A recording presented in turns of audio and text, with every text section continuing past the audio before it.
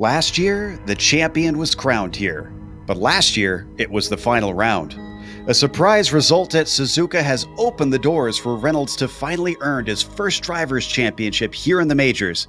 As one of the winningest drivers in series history, will he be able to seal the deal? Or will the pressure of the mountain leave him waiting 2 more weeks? We'll find out soon as we get ready to watch the Majors Bathurst 500, and you'll see it all live here on the Global SimRacing Channel. Hi, I'm Joe Peak, and with me in the booth tonight is Bill Soup Zahn. Next to him is our good friend Taylor Burris. Behind the scenes is our director, the Dr. Amjad Yaman, and he's using cameras provided by Dougie Beard. Taylor, Mount Panorama is tough enough in lesser powered cars, but the V8 supercars? This takes some real skill and guts to go for this challenge. Yes, indeed, and g'day all. Welcome to Australia, the land down under. Located in Bathurst, New South Wales, Mount Panorama Racing Circuit is by far one of the most difficult circuits in the world. 4 miles long, 6.2 kilometers, 23 turns, and home to the Bathurst 1000. Drivers are going to be having a very difficult time racing here tonight, but looking forward to some great action here. The original Bathurst 1000 started in 1960 and has been racing here ever since with some memorable races. Now, let's take you up the mountain here at Bathurst with a GSRC lap guide.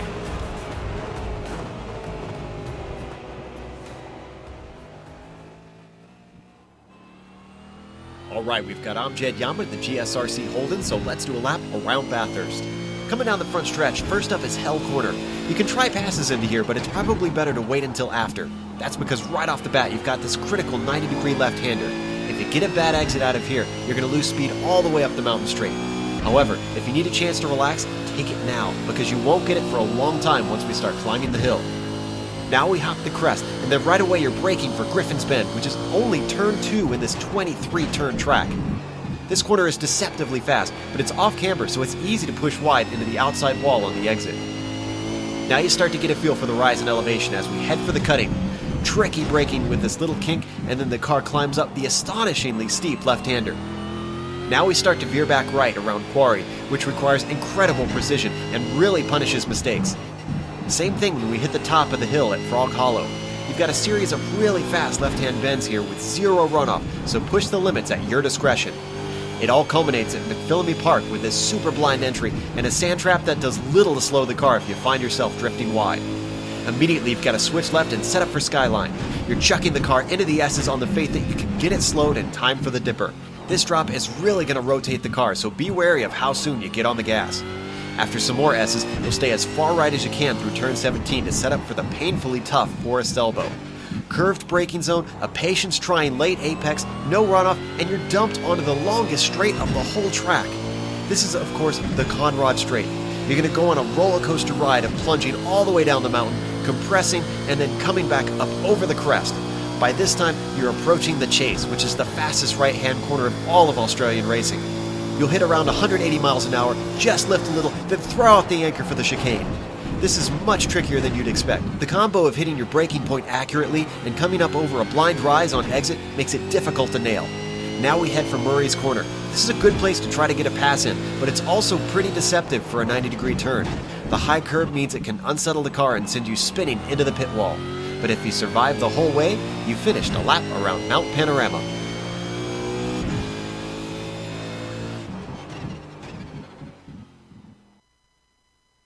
There you see a lap around Bathurst, and hopefully that illustrates why this place is so scary, especially in these V8 supercars.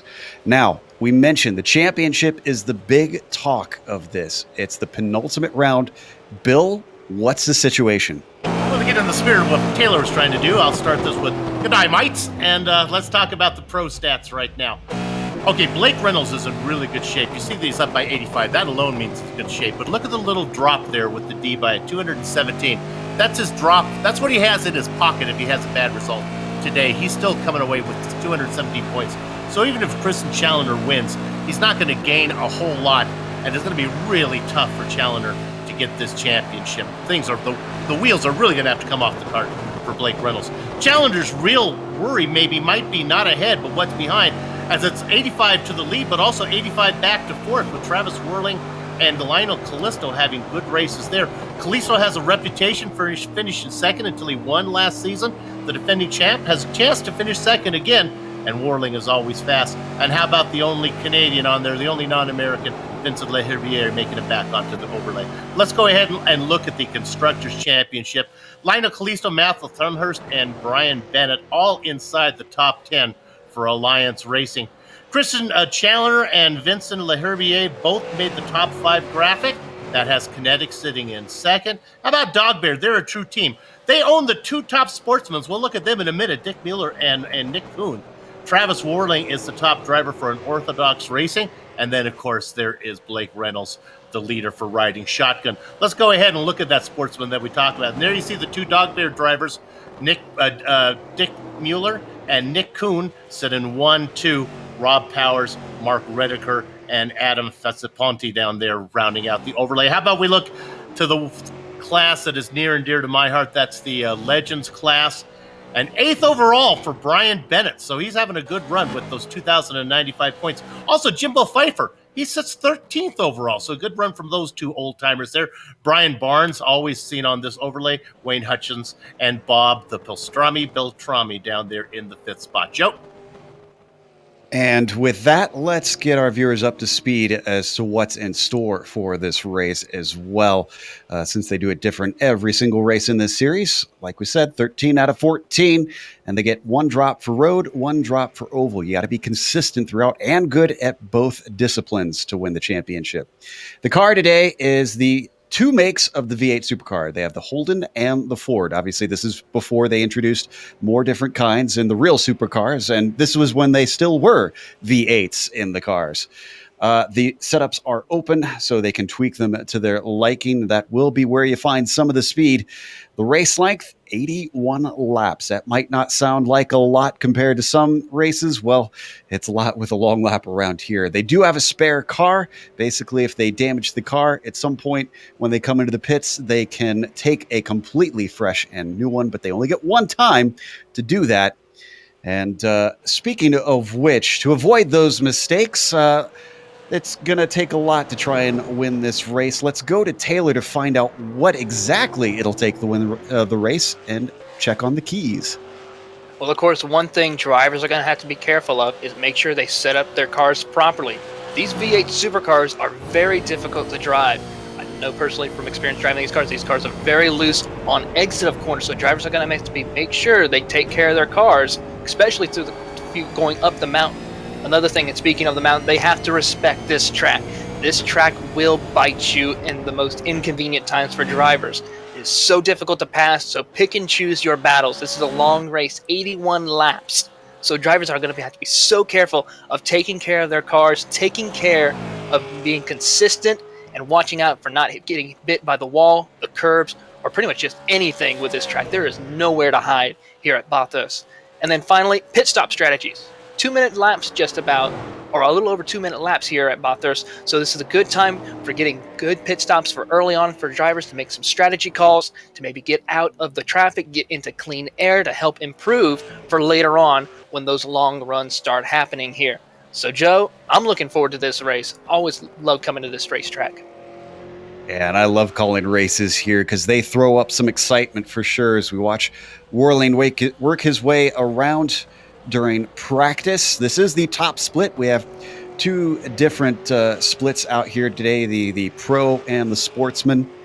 So should make for nice quality racing out here. We know it's a little bit smaller field than maybe what some would have wanted, but honestly, I think that's for the best since the track. Thank goodness. Yeah. And speaking of that, Bill, we have another thing that will help the racing because of some stuff that we've experienced in the past. The administrators have said if a driver crashes on the mountain, they're asked to take a tow and not cause further incidents. Any driver that causes repeat incidents on the mountains may be penalized. So if we see, because in the past we have had drivers get caught up and take out major players in the championship. Yeah, that's one of the things that we were saying, that we're glad we have 2 splits, because you don't need a lot of cars here, because it's not so much getting into traffic, but it's just one more car to be parked in the middle. Boy, that's going to be a tall ask, though. If I've got my car perpendicular on track and I look at my F3 and I've got 5 seconds to get the car turned around, I'm going to try to do it. We'll see how many drivers actually take a tow here today. I think we're going to be okay. I think the field's going to stretch out I think we're going to see a lot of single car incidents. Let's hope so. The first couple laps are definitely the big worry when everybody is packed up together. Now, speaking of people spreading apart, Taylor, with the 22 laps that we see on tap for a fuel stint, that brings into question the tires. Is there any wiggle room to try and undercut people, maybe go out, get fresh tires, and run faster laps? Oh, most definitely. That will probably be a lot of what these drivers will be doing to undercut positions or to gain time, is to try to utilize that track position as far as getting to fresh tire, getting out there to set those flying laps during the race in order to gain time. So that way, when those drivers in front of them make that pit stop, they already have that momentum going. They already have that rubber built up onto the car to where they're able to work by and pass them later on and maybe even get a good lead over them. So, of course, though, when that happens, that'll also get those drivers who are in front of them or behind them to make those same pit stop strategies possibly in order to keep up and make sure they don't lose time or position on those other drivers. Just about 4 minutes left here in the warm-up. Bill, you told us about the point situation in the teams championship, and that means a lot to these drivers, honestly, when they gather together in these teams.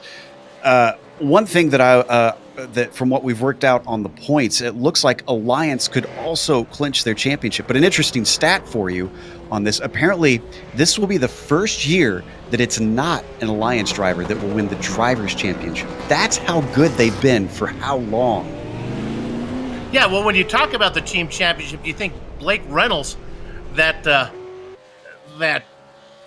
his team should be doing, that would be riding shotgun, right? That's who he races for.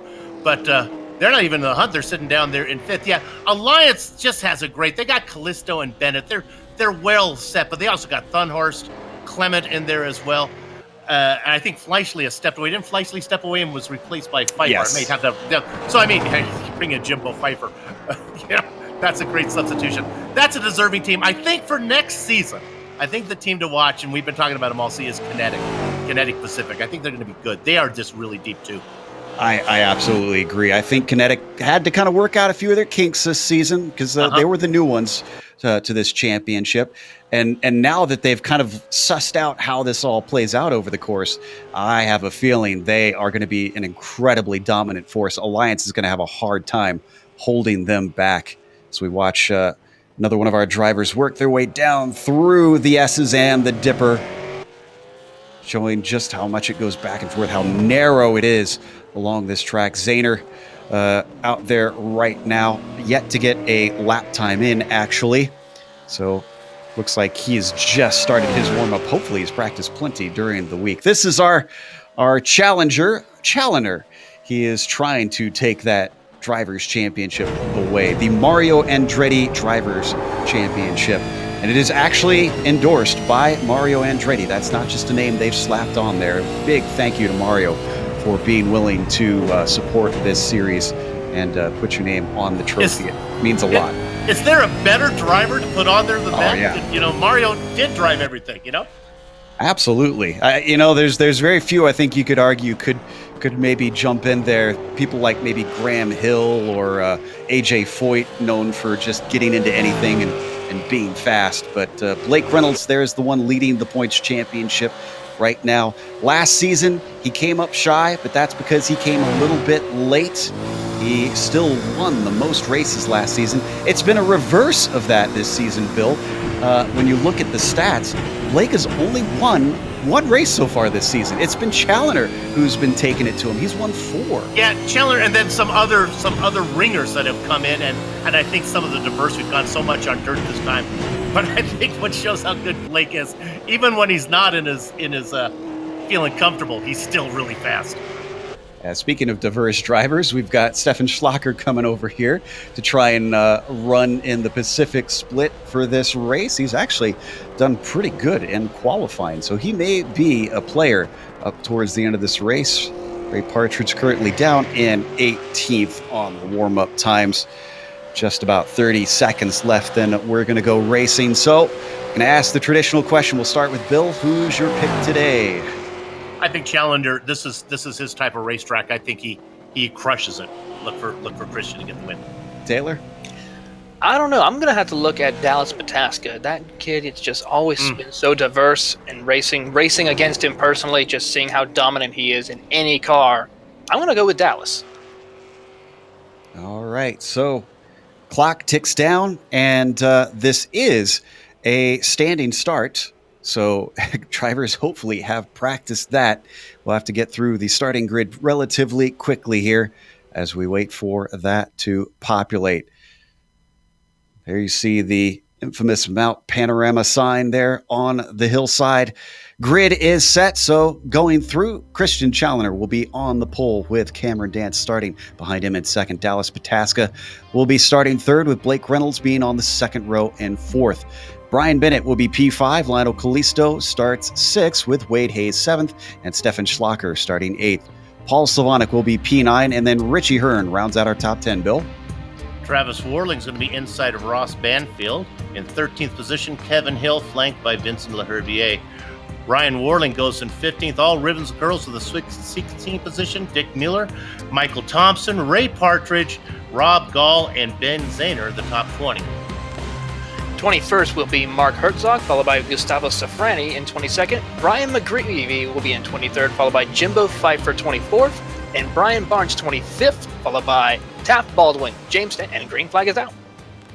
Green flag is indeed out. Cameron Dance looking good off the line. Dallas Pataska, not so much. Blake Reynolds trying to go around the outside of him into hell corner. A little bit of a bobble. Cold tires on all these cars, and already we've got a wreck with Richie Hearn finding the wall. Solo incident, though. He did not bounce back out in front of the track. Almost did. Everyone able to get around him. Looks like Ben Zahner also went a little bit off track. I don't think he hit the wall. However, already we've got Christian Challoner getting up to Griffin's Bend here. Almost everybody single file. A little bit of side-by-side action between Schlacker and Slavonic. Just to follow up on that, Zahner going to the first corner did get a little bit loose, and he got into another driver. So 3 cars with incident so far. Working their way now up into Frog Hollow. This is where the car gets light over the crest. And a series of quick left-handers with the wall waiting right at the right side. Taylor, this takes us into what I think is one of the scariest sections, the drop over Skyline. Cameron Dance goes a little bit off, but he comes back on. Yes, indeed. You really have to be so careful for this section and make sure you hit the brakes at the right time. Otherwise, you're going to end up in the wall very quickly here on this track. Down through the dipper they go. Not seeing any accidents yet. Few lockups as cars try to get the car woed up into there. Through Forest Elbow, and already Christian Challoner has hit the Conrod straight. Bill, you asked for them to spread apart, and you're getting your wish. Look at this on the first lap already. Yeah, well, they got to do this 81 times up and down the mountain. So I think concentration might be the biggest thing that a driver needs to do well here today. A little bit of a pass between Wade Hayes and Stefan Schlacker. Schlacker moves himself up into 7th now, down into the chase. This is one of the good passing opportunities. Most cars, as I said, spread out at this point, so not seeing a whole lot of action down into that corner as we watch Paul Slavonic now see if he can overtake Hayes. Just no reason to race this early. You got 3 pit stops in front of you. You got a ton of laps to get in. Put in some miles. Yep, certainly have time to wait. Ooh, this is a little bit of action for 12th position. Kevin Hill in a battle. Looks like he might lose another spot. Dick Mueller is up the inside. That was Ross Banfield who snuck through. And just behind them in the popcorn position, Ryan Worley giving watch as they go over the hump and towards the breaking of Griffin's Bend. Even though he had the inside, Kevin Hill not quite brave enough. Looks like Mueller's going to get it. Ride on board with Worley. One thing to remember is competition is so steep, and there is pre-qualifying, so it's hard to tell what drivers, how fast they really are in race conditions. They are so determined to make the top split that a lot of these drivers focus on just being fast for sharp runs. It may not be the qualifying grid, may not really be determined how these guys will race. This battle between Pataska and Reynolds was very tight up at the top of the hill. Reynolds lost a little bit of ground. It's actually put him under threat from Brian Bennett, the Alliance driver, seeing if he can maybe peel something away. A good exit out of Forest Elbow will do it. Look at all the tire smoke from the locked left front. Couple drivers racing second and third. Cameron Dance and Dallas Pataski. You talked about kinetic, getting a feel for the series and being a threat next season. How far as drivers go, Cameron Dance and Dallas Pataski, they come back full time. Watch out. Absolutely. Dance, not quite a local. He's a Kiwi, so I'll ask if he counts this as a home track or not. So as they come out of the chase, Dance starting to dance away from Dallas Pataska as he still deals with the car of Reynolds riding in his tire tracks. They come around to complete lap 2, excuse me. Can't really tell on our close-up cameras, but it's just a tiny bit hazy here today. A little bit, it's really humid, so on some of our long camera shots, you may see a little bit of haze. Back up the mountain straight as we watch the top cars work their way through. Really, the only close fight for these guys is Brian Bennett at the moment. Have a side-by-side farther back between Ray Partridge and looks like Mark Herzog, who managed to get inside of him into Hell Corner, Taylor. Yes, indeed. Those guys have been battling all race or these past couple of laps right now. They're still side by side as they make their way down towards Griffin's Bend. Looks like Herzog is still not able to make the pass, but give the position. Oh, Partridge has to really watch out. Overcooked it into Griffin's Bend. And that was Gustavo, who almost got chopped off. Partridge going to lose another one, potentially. Brian McGreevy tries around the outside of the cutting, but I don't think that was going to happen. Yeah, he had to watch out for Jimbo Pfeiffer. Jimbo was right on that. One mistake by Partridge just brought in everybody. That could have been a much more worse incident than it was. And look at what this is doing behind them. A train is now getting stacked up. McGreevy, Pfeiffer, Barnes, Zahner, Green, Stacy, Baldwin, all in a line behind the car of Partridge after that one mistake. I count 8 cars right behind Partridge. Oh, as we get Jimbo Pfeiffer getting loose and into the wall. Oh, and he's stuck, I think, potentially. Yep, he takes a tow. Somebody There's our read first the rules. victim. Let's take a look at the replay here. This is coming over Skyline. We're riding on board with Pfeiffer. Looks like the rear just got light on him, Taylor. Yeah, and that's what's so difficult about up here in the Skyline. You think you're able to get through that corner nice and smooth, but just the car just gets so loose because you're just going back down the hill or back down the mountain, and you cannot control that car. It's very difficult to gain control back of it. And it's also a long tow that he'll have to be waiting on for that car to make its way to the pits. Christian Challoner, still your leader, about 2.5 seconds over Cameron Dance right now, who has been caught by Dallas Pataska. So apparently he's hooked it back up, figured out whatever he was doing wrong, and Dallas is now on the charge. Both Dance and Pataska don't want to fool around too much because they got the point leader right behind them. Taylor, with the weather today, usually we talk about the heat making the track slick. The track is so cold today, 65 degrees is our ambient temperature. Is it almost too cold, do you think, to race? Not too cold, but it's going to be a little bit interesting to see how these cars are going to be able to handle these cold weather conditions. I mean, it's going to be quite interesting. These cars are not going to be quite the same. It's going to be maybe a little bit more tighter to deal with through some parts of the track. So drivers are just going to have to be really careful on how they have that car set up, and will have to make adjustments in case the weather continues to change, as well as the track conditions. Does that mean that the tires will take a little bit longer to heat up when they come out of the pits? Does that make that trickier? Yes, it'll be very tricky to get these tires heated up. It's going to be, since the track is still so cold, and even though that the cars are going to be having a lot of rubber built up on the track, just due to the fact the temperatures are so cold on these tires, that it's going to take at least 3 to maybe 4 laps before the tires get to full temperature. Still got a number of laps to go before they hit that first stop. We're still watching Pataska try to chase Dance. He is starting to drop Blake Reynolds. You can see that gap building up between the pink car of Reynolds and the black car of Dallas Pataska. He's close enough. He could have stuck his nose in down there into the chase, but he elects not to. Tell you what, the chase, in my opinion, is one of the more difficult corners because you're just going downhill and then you're going back uphill. So just trying to find your correct braking zone to make that corner, plus that corner is blind when you're going up it. Just very interesting. We got a battle pass for P2 heading down towards Hell Corner. Yeah, Pataska got a good exit out of Murray's. He's got his car halfway up, but it looks like he can't brake late enough. Both of them squirming as they throw the anchors out. Better exit for Dallas Pataska for the second time. Can he make it work up the mountain straight? He couldn't do it on the pit straight. They are bringing Blake Reynolds along with them. They did drop Bennett, who almost lost his car as well through that first corner. Once again, we're seeing Cameron dance so much better on the brakes. A little bit too late for Dallas Pataska. Instead of gaining a spot, he loses 2.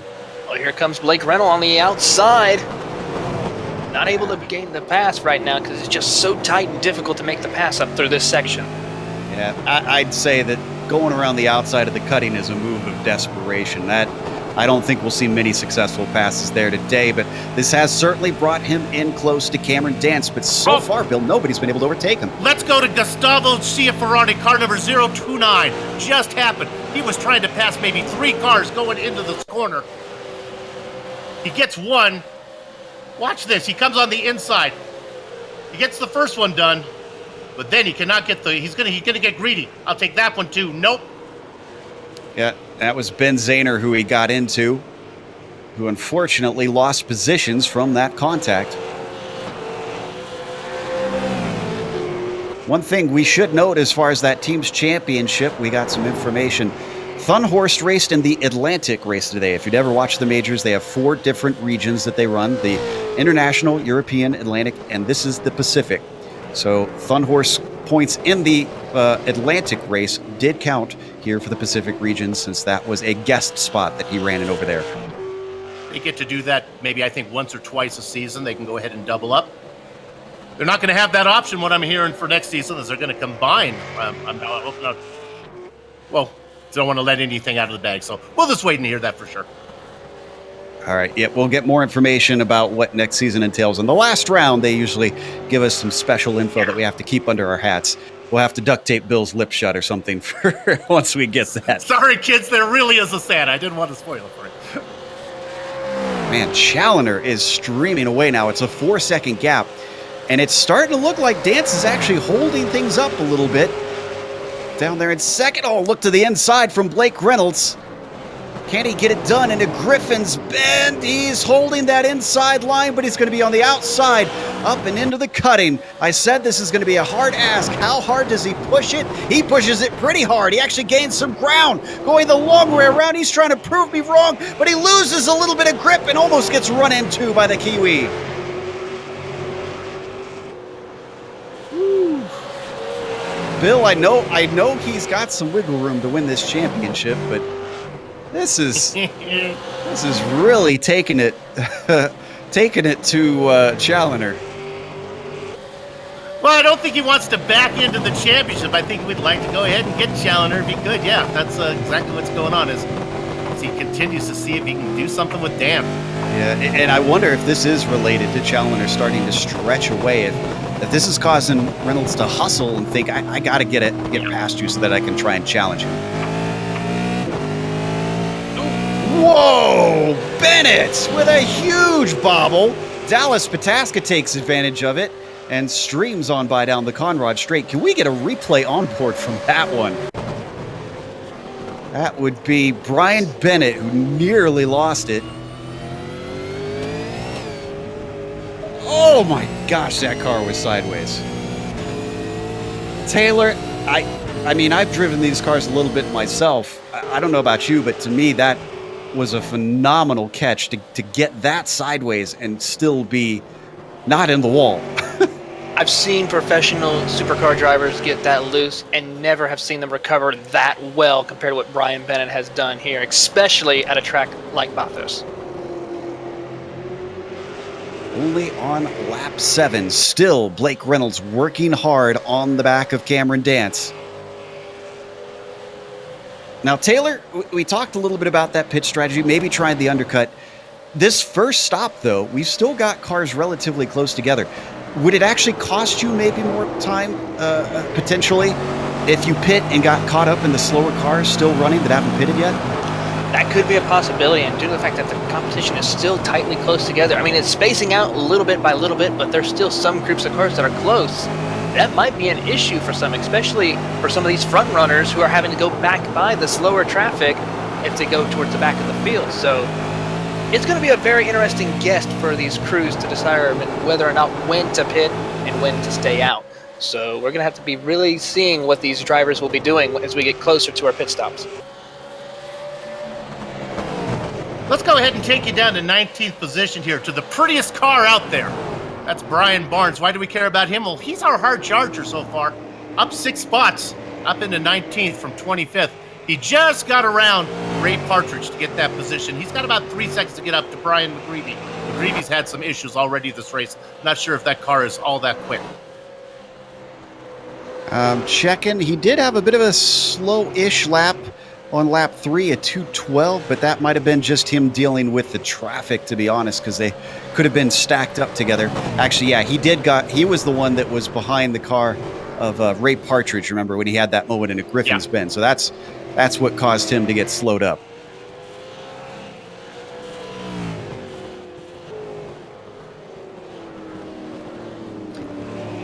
Look at the battle for P7 right now between Stefan Schlacher in the 117 and Wade Hayes in 383 as they make their way down towards the final corner of Murray's, coming down to the start-finish line. These two have been pretty much nose to tail, battling side by side all for these past few laps right now, and just only a matter of time before Wade tries to make a pass and to go into Hell's Corner. This straight right here, the mountain straight before we get to Griffin's Bend, is a good opportunity for drivers to utilize that slipstream to close in on the driver in front of them to make the pass before they get into Griffin's Bend. So we got a battle for P2. Second place. Reynolds making the move on the outside of Dance, but Dance holds him off. Sorry, Joe. That's okay. He thought maybe since he was left on the outside coming to here the cutting last time, let's see if around the outside of Griffin's Bend works. You can see this train staying relatively close together. Pataska's still on the back of these two, as well as Bennett. They have dropped Lionel Kalisto by a significant amount. This 1.5 gap back to him for now. Up towards McPhillamy Park. Not really many places to try and overtake here across the mountain, unless you're getting towards the end of the race and you really need something to happen. Through the S's they go, trying to get as close to the walls as they dare. In your time running this car, Taylor, did you feel like the Aussies and Kiwis really had a little bit of an advantage racing around here? It seems like we always get at least some specialist in the series that race here.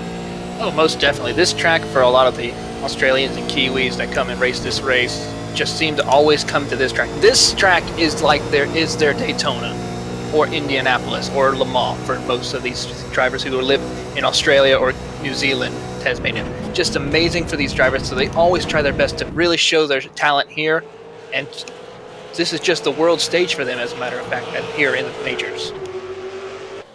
Cameron Dance certainly showing what he can do, being able to hold off, as I mentioned, one of the winningest drivers in majors history, as Blake Reynolds can't manage to try and sneak by. The Texan is not back there for lack of trying at this point. 9 laps in, we've seen multiple attempts. Just can't seem to try and squeeze through there. Yeah, it doesn't seem right to call Cameron Dance a cork in the bottle, but kind of has that feeling to me right now that if Reynolds could get around him, he would have something he could pull away. Although I gotta admit, Dance is really good up and down the mountain. So, taking a glance a little bit farther back at Richie Hearn, remember, he was farther up the field. He had that incident in the very first corner.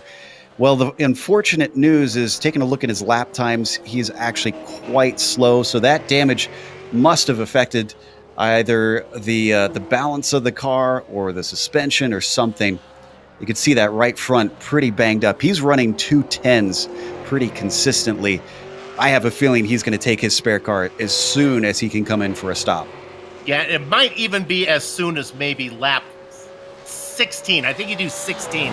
Then I think if you go 22, 22, 22, you get to the end. So it'll be as fast as possible. Most of these stops, I think, are going to come around lap 20. I think everyone's going to split it up into equal parts. Yeah, most likely. Nobody wants to be out there on older tires for too long unless they've got some sort of clever strategy towards the end. Still, we're watching Taft Baldwin now, one of the teammates on riding shotgun, and we got a pass for second place. Oh, Blake Reynolds stuck his nose in on the kink end of the chase, almost made contact with Dance. Still, they are stuck in position. Your order, second place, Dance, behind him, Reynolds, behind that, Pataska, behind that, Bennett. Boy, but he's really close now. I think he should have a shot at it up the main straight. We've watched him have a go a few times. The thing is, it seems like maybe he stalls out a little bit. I mean, you can change the downforce in these, right, Taylor? You can change and make a little bit of aero adjustments and for the downforce of these cars to help get through this area. And with this track, especially with these two long straightaways of the Mountain Straight and Conrod, you have to be very careful to get through there and make sure. As we go right now, if the Griffin's bend, going to try to under crossover move. You got a nose there. He's going to be on the wrong side yet again. And he's just not quite in the right placement to be able to get through. But yeah, so, I mean, wouldn't most everybody want to trim out the cars? Is there any room to try and put a little bit more wing in to find something over the top of the mountain? Or what's the ethos on the setup? Well, the biggest thing is you want the car to be as smooth as possible through the mountain section, especially downhill, because it's so easy to lose the car. A big thing, as we notice right here with Blake Reynolds and with Dance, it seems like Reynolds, you know, is decent going up and down the mountain, but it's just so strong on those straightaways, while Dance is strong up and down the mountain, but cannot seem to pull away quite well on those straights. So that seems to be where he might need to make a little bit of an aero adjustment to help get him a little bit pull out of these straights, so that way he's able to try and either make up time to catch up to Challenair and pull away from Reynolds, or at least hold off Reynolds for these laps. Riding on board, Reynolds didn't get a good exit out of Forrest's elbow, but neither did Dallas Pataska. And actually, Pataska might... Oh, nope. Looks like Bennett backs out. Yeah, we're seeing the same thing from everybody. You know what I think? I got a hunch that these guys knew they had to go up and down the mountain 4-1. That I think these cars have a lot of downforce on them. I think they're sacrificing straight line speed for just getting through this race without getting in the walls. I'd rather get to the finish than be fast for a couple laps in Bennett, I guess. As looks like coming up to Hell Corner, we're going to get one more go here from Blake Reynolds. Ooh, he's very close this time. What can he do with it? He's riding right in the slipstream. Cameron Dance closing off that inside line, forcing him to the outside. Blake Reynolds is side by side, but we've seen this before. Yeah, just not enough grip on the outside of that corner as he almost loses it. Gets a little bit of hurry up from Dallas Pataska. Oh, and we have a car in the pits. Mark Herzog. Why is Herzog heading in? Did he get some damage? I could see a little bit maybe on the front of the car. Oh yeah, he pancaked the right side of the car. Oh yeah, this is going up the mountain. Yeah, this was between I believe McPhillamy Park and Reed Park. Ooh, hard into the wall. Bad news for him is it's he'll have to take the same amount of pit stops as everybody else here. This is not in the window. Yep. So an extra stop. It should come up just after this. This is how good our director is. He just found it here.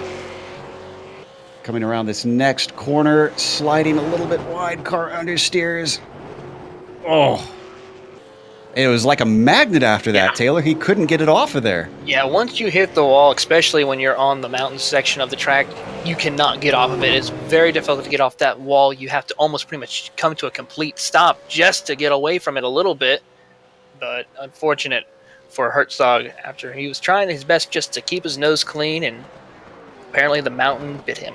Pass for P7. Wade Hayes just got past Stefan Schlacker as he locks him up, trying to stay out of the back of Wade. He's going to come back at him, but can't get the power down in time. That's going to deny him a chance into Murray's corner. Or is it? No, he's going for it anyway. Stefan is hard on the brakes. Can he get it loaded up in time? He can, but he does not have the grip off the corner. This is going to hurt him. Here comes Paul Slavonic, who unfortunately gets held up as Schlacher tries to cover off the line. I think Slavonic gave Stefan a little bit of a tap going down the main straight before they got into Hell Corner. He's going to gain a little bit on Wade Hayes coming up to Griffin's, but I don't think he's close enough, and Hayes sees this one coming. He covers him off. Another late move there from Stefan Schlager. Oh, he gets into him. Turns himself around. Hayes is able to keep going, not without losing a spot, as Paul Slavonic finds himself now into 7th. Tries to juke him here as he looks like he's going to the outside, then suddenly down to the inside. Wheels on the grass, doesn't slow as easily, and Stefan Schlacher is suddenly turned around. This is the onboard from Slavonic's view.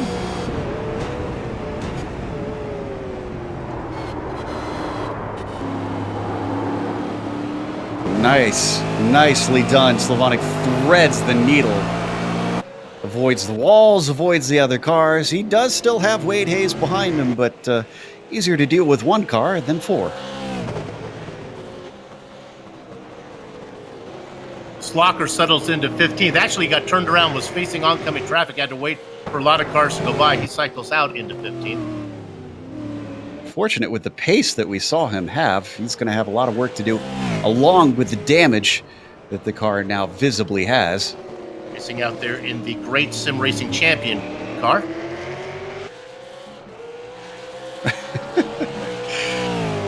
Elite West is trying to challenge him for it, though, now. That is Michael Thompson giving chase, the number 314. A little bit of straight line speed now sacrificed, I think, with that damage on Stefan Schlacher. It looked like Thompson was gaining down the Conrad Straight. Oh, very good. And that damage seems to have affected him enough that... is he going to come in? Yes, he is.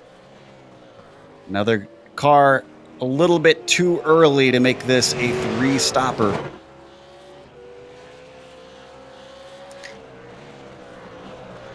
So, go ahead.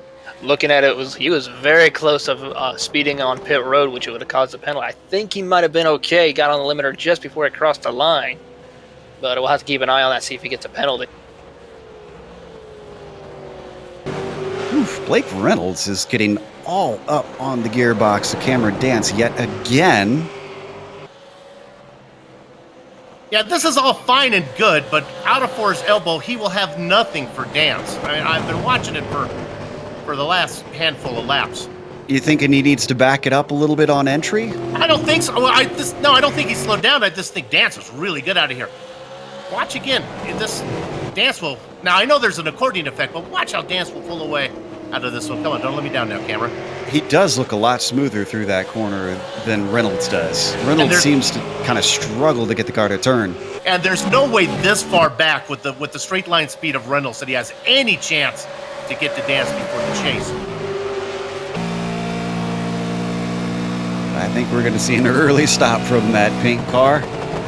Just trying to do what he can to get by Cameron Dance. The gap between themselves and the leader right now, about 10 seconds. They're continuing to lose time on Challoner. Well, I think mainly it's because Dance has to take a defensive line into corner 2 every time. Because unlike Forrest Elbow, Reynolds is really good out of hell.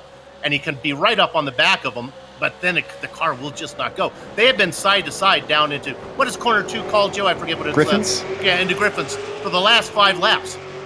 Yep, one more time. We see Reynolds fly like a bat out of hell towards Griffin's Bend. And he starts to gain slowly. And he's tried either side. Neither one of them has worked. This time he doesn't get an attempt. I understand something happened with Hill. Kevin Hill seems to be out of his car. Let's see, we've got a replay here. This is down towards the chase. And I think he just had connection problems because he just blinks on mine, and then he takes to off track. Yeah, this looks to me like he just did not trust his connection. Yep, Kevin Hill has unfortunately lost the connection now. So that's an unfortunate early end for Kevin. Yeah, unfortunately, unlike real racing where it'll be a blown motor or other issue as far as mechanical-wise, here on iRacing we have to worry about connection issues as far as computer hardware issues. So, unfortunate for Mr. Kevin Hill. If you notice a car in the pits, it's Ben Zahner. He had a spin coming out of Forest Elbow. It was quite a while ago, so we probably won't be able to grab a replay. He eventually limped it back into pit lane. Oh, looks like we may have found it. Oh, on screen, we got a battle. And once again, looks like Reynolds not able to do anything with Cameron Dance. He's going to try the over-under, but he gets into the back of him. Coming down to Murray's corner. Defensive move from Cameron Dance, trying to cover him off. Could we see the over-under? Up into Hell corner. No, still just parks it at the apex. And another tap to the rear. Taylor, is this short track racing rules where how many 3 taps and then after that you're getting dumped? I don't know. It's pretty much yes, but this is also supercars. These supercars will be beating and banging pretty much anything. It's almost like it's basically NASCAR for Australia in a sense with these guys. You guys will beat and bang these cars to the best of their ability. Try and just overtake, gain time, as well as passing other cars. Look at how late Cameron Dance is on the brakes. You were talking about the way he could exit off of Forest Elbow. This kind of makes me wonder, Bill. I think Cameron just has more mechanical grip tuned into that car. Yeah, he's fast off the corners and he can drive it in deep. You can see Reynolds now trying to figure out some type of different plan to get around Dance. Trying to do it through the chase. Maybe try something up the hill because he cannot do it out of the turns down the straight. Look at him close up here. He is trying so hard to do something. And that is the type of racer that we've seen out of Blake Reynolds. He's not interested in points racing. He could just sit here in third and put himself in a great position to be able to wrap it up easily in the final round at Myrtle Beach when we step into the late model, speaking of short track racing. But he's not sitting on his laurels. He is trying hard. He's willing to put the car at risk to get as good of a finish as he can. Each lap he stays behind Dance. Challenger just keeps racing away. That gap now, 12 and a half seconds. Now, I think you've noticed a driver having a very good run out here today, a little farther down in the field. Yeah, we don't need to stay on him long because he's got about a few seconds to get up to Taft Baldwin. But we're talking about James Stacy in 19th position. He's picked up 8 spots. One of our hard chargers started in 27th. Been really clean. He's got Taft Baldwin in front of him. Just having a nice run. I'd just like to point out some of these guys that are doing a good job back here, not racing up front. Oh, and Slavonic just lost 2 positions. Remember, he was the one that snuck through before. What happened here? Oh, little bit off track. A lot off track, actually. And that looks like Wade Hayes and someone else Travis managed Worley to get by. Just like that, 2 positions gone. Richie Hearn had had enough of that slow car. He decided that it's better to take an extra stop. He's come in, taken his spare car. He's back out on track, but he is now 1 lap down. I don't think he took it. I think he probably thinks he can do it from here. Do you think it's far enough? Yeah, I guess it is start of lap 16. Yep. And he did lose a lap, so... I think that's the very front of the window. Well, he's certainly going to be limited on his options from now on. Tell you what, Ross Banfield in 11th has a nice little battle going on. Ryan Worley, the car behind him, seeing if he can try and get by. Worley, a multiple-time winner in this series. Been a while since we've seen him, though, in the top spot.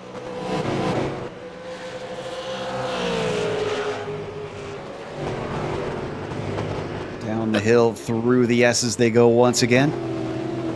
That's kind of how things are shaking out. Just cars getting into little twin car battles here and there. Almost feels, Taylor, more like you have to wait for a mistake from the car head to be able to make a successful pass. Pretty much for these cars, especially with just how difficult and tight this track is as far as going up the hill and back down the mountain. You know, you have to be so careful not to push the car too much, otherwise you'll end up in the wall very quickly and your race will be done. We're only just completed lap 17. We still have a long race ahead of us. Quite a bit of it. Worley took a little bit of a peek. I don't think that was anything more than a psychological move. He wasn't close enough to try and overtake Ross. They do have Dick Mueller behind them. So if these two start to battle, it could become a three-way fight. Oof, Mueller, though, having trouble getting the power down off the corner. Attrition has been surprisingly low, though. We've got Kevin Hill gone, and that wasn't because of an accident. That was because of connection. Stefan Schlocker is trying to get repairs currently. Everybody else is back out on track. Out of our 29 starters, 27 still going. Oof, look at how tight this is up at the front. Still for P2. We've been watching this nearly all race long. And though the cars behind Dance have changed positions around a couple times, Dance himself has not been demoted from second place.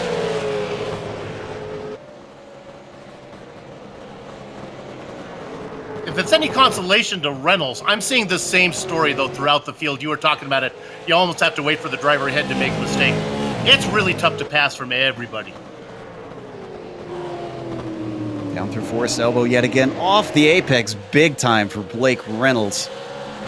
Even with the naked eye, you could see that one was not good for the pink car. Back in 16th position, Taft Baldwin currently holding off James Stacy, who we talked about a little bit earlier. Go ahead. Again, this is another case of Stacy trying to milk the rooster here. The hard part starts after you catch it, and that's just what's going on throughout the entire field. These guys catch up to him, and then they sit there. Yeah, just behind them is Ray Partridge and Brian Barnes. You catch flashes of them back on the screen. Barnes got up behind Partridge about 5 or 6 laps ago. Must have had an issue. Fell about 4 seconds back. He's chased him down again. Getting much closer on the downhill is James Stacy. Big lockup actually from Taft Baldwin. This is his best opportunity that we've seen since we joined it. Taft Baldwin going to be in the slipstream as they plunge down the Conrod Straight. The car gets incredibly fast here. 160, 165 now as he ducks to the inside. It's going to switch to the outside of the chase, but it looks like Taft Baldwin going to give it up. Stacy now up 11 positions. Baldwin also having a good race, up 9. Oh! A little bit too hot into the corner for James Stacy. That draft, I think, was more helpful than he anticipated. So, the position gained for about a corner and a half, and then it went back. Oh, Ryan Worley's managed to get by Mueller. Where did this happen? Up the mountain straight. Just got a good run on him. Tucked up. Oh, wow. He saw a tiny little gap and he shoved that car in. Even had to take it to the braking though, and it looks like Ryan Worley. Oh, ho, ho. Ooh, that got a little hairy there as Dick Mueller had to get out of it. Didn't want to try and get hip checked into Griffin's Bend.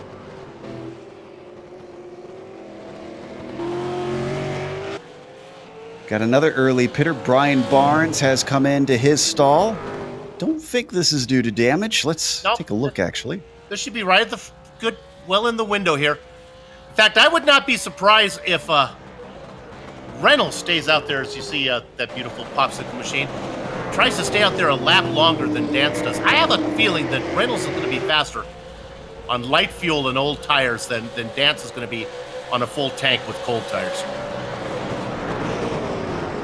It is long stops here in these cars, though.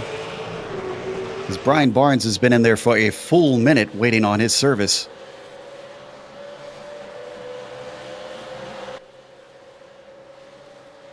And Wade Hayes is in. One of our front runners. Interesting to see who of them comes in early. There we now have the cars. The cameras on that Holden. Looks like Ryan Worley is going to join him.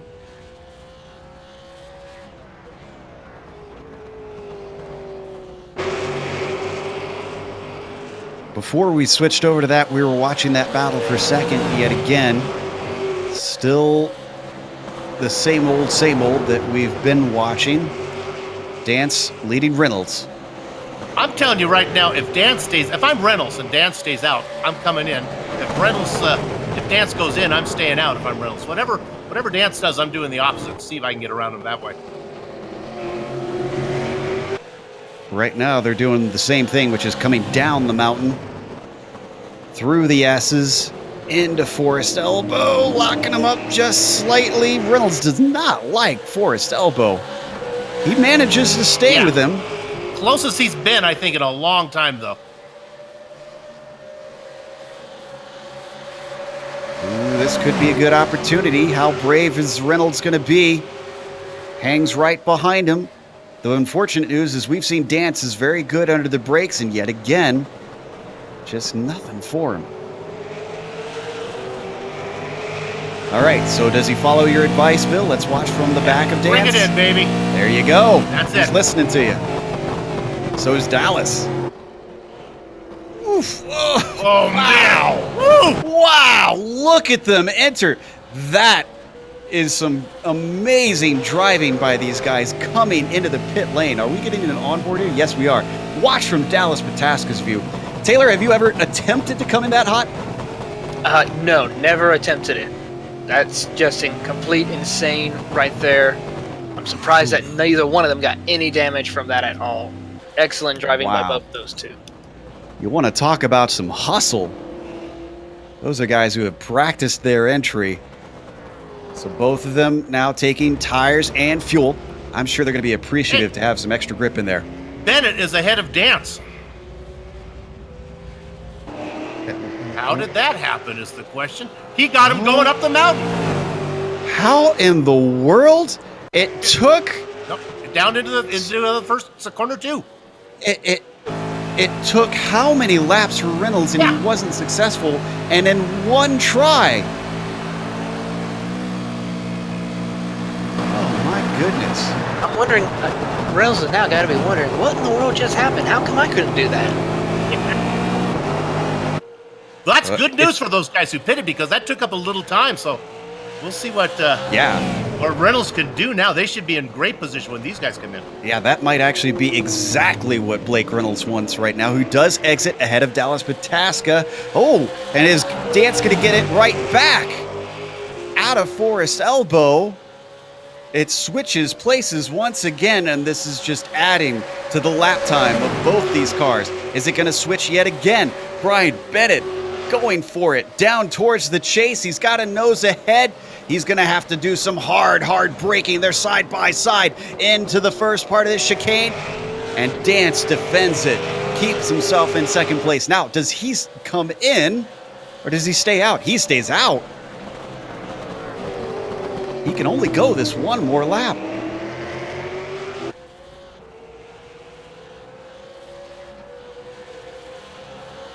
Interesting stuff from both these drivers. Now, what about Blake Reynolds? Is this Michael? No, this is lap traffic. It's Pfeiffer. He's coming across.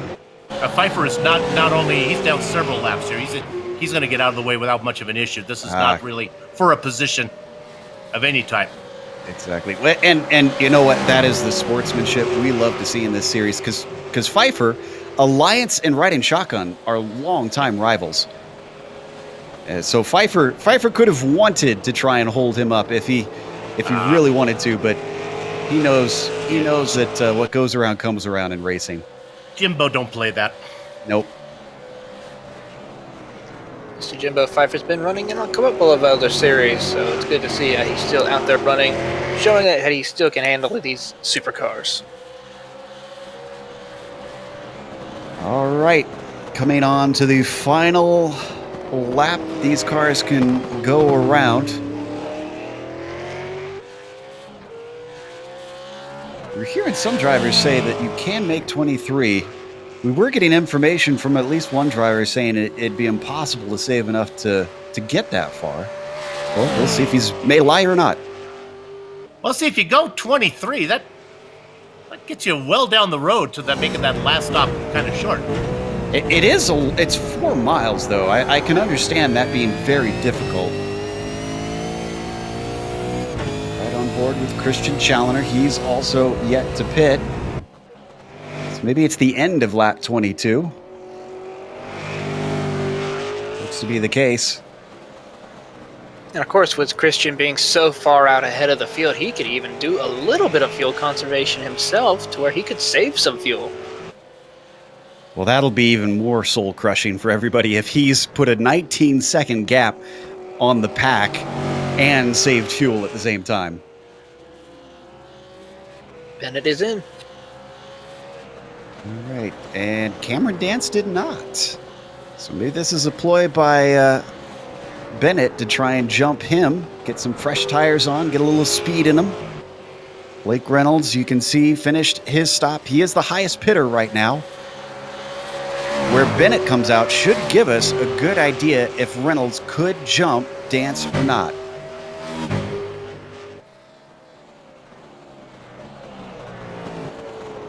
So through the chase now, Blake Reynolds coming up to the final corner. Brian Bennett still in his stall.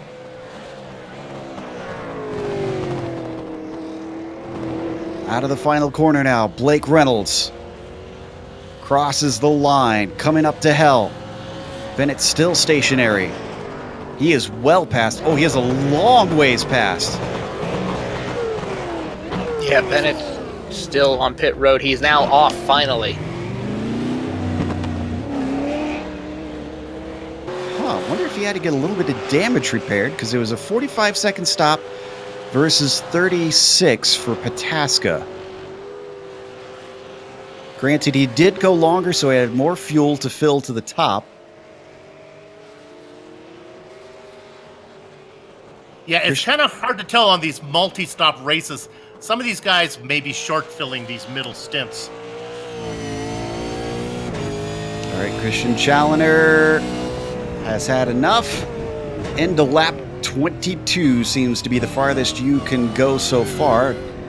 See if anybody else tries to go farther than him. Got a number of drivers still yet to take their stops. Cameron Dance is going to go out another lap. Ooh. All right, so predictions from our source said this was impossible. I guess Cameron Dance will either prove it or confirm it.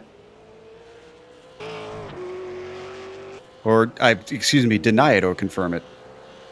Also, Lionel Callisto has stayed out as well.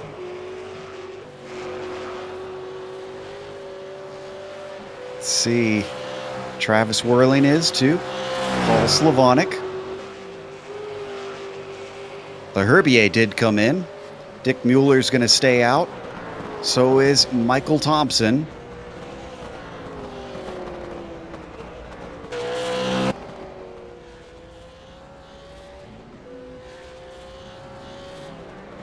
So these longs run, these are good news for drivers like Richie Hearn that had to make that really early first stop because of damage.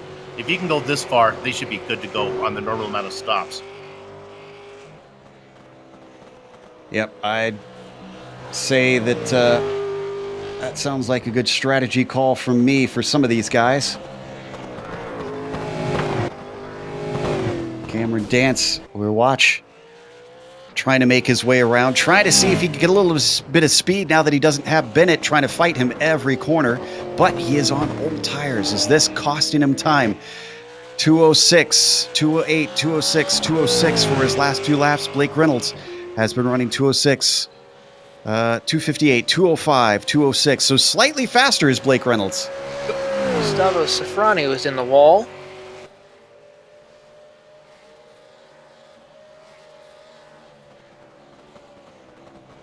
right, Cameron Dance, is he going to come in? He's currently leading, but that is temporary. Now he's able to come in. So let's update those fuel charts. Looks like the end of 23 laps is about as far as you can go, because here comes Lionel Kalisto. Here comes Travis Warling. Here comes Paul Slavonic. All the drivers that stayed out are now heading for the pits.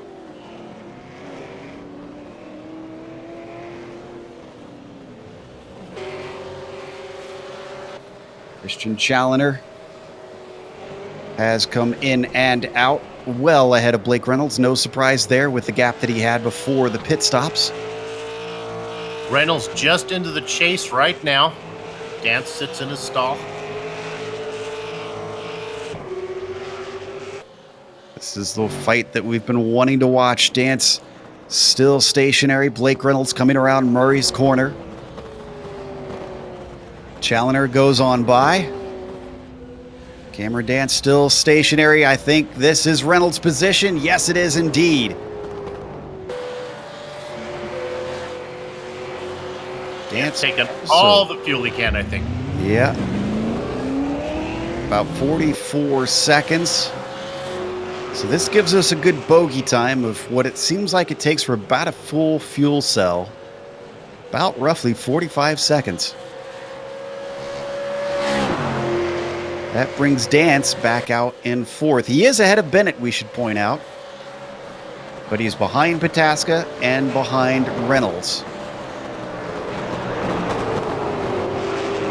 You know, we've been watching Reynolds try to get by Dance, Taylor, but we haven't really been paying attention to Pataska as much. He made a move early, fell back, got ahead of Bennett. And now that it's just him and Reynolds, I mean, what do you think? Do you think he's going to try and attack Blake, or is this something where he's happy to sit stationary? I think he's going to be happy to sit where he is right now at the moment. Now, if Blake Reynolds makes a mistake, which can be very easy to do here at this track, I'm pretty sure Pataska will capitalize on that. But right now, I think he's just going to buy this time right now. We still have a long race still to go. Ooh, as Reynolds does not get a good exit out of the Forest Elbows corner. Story of his race, honestly. He's never gotten a good exit out of there. As a good run from Dallas Pataska. We wondered if he'd go on the attack. The answer is yes. He's going to be side by side as they come up to the chase. The little kink has Dallas Pataska in front. Move the number 94 into P2. Blake Reynolds. Hey, Joe. Blake Reynolds all over the back bumper, though, gets a good run out of the chase. Let's see what he's able to do going down into Murray's. Fought so hard. He took the early stop to try and get himself into second, and then he loses second place to a different car immediately. If there is any good news, though, Challoner's lead was about 12 seconds before the pit stops. It's now down to 6, but again, it's a pay me now, pay me later type thing. I think Challoner took a full load of fuel. I don't think Reynolds and Pataska did. They're splitting it into even thirds, even quarters of a race, I think. Yeah, I think you're right on that one. As we ride on board with Reynolds, he is not able to catch up the mountain straight. With our first set of pit stops done, we're going to take a quick break here on the Global Sim Racing Channel. Your podium at the moment is Challoner leading, Dallas Pataska in second, and Blake Reynolds in third. We'll be back in a moment.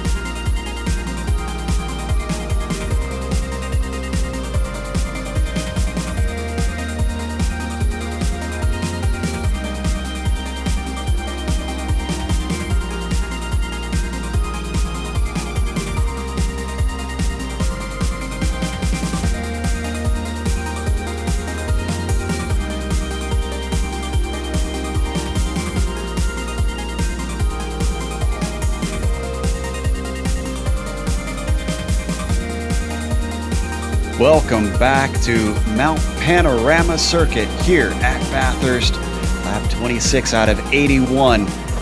We are watching the majors, Bathurst 500.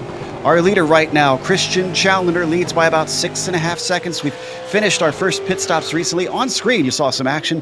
That was Travis Whirling in the number 900, overtaking Wade Hayes. Travis now up to P7. Just behind our current champion, Lionel Callisto.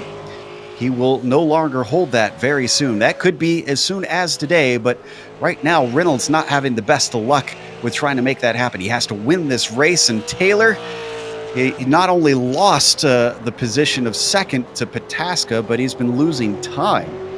Yeah, Blake Reynolds been having a little bit of difficulty trying to get by some lap traffic right now, and it's just so difficult for him to get by. He's able to get by right now, so he's got Pataska right in his mirrors, right in front of him to get by him, but right now, it's just going to be so difficult to get through lap traffic, especially here on this track at Bathurst.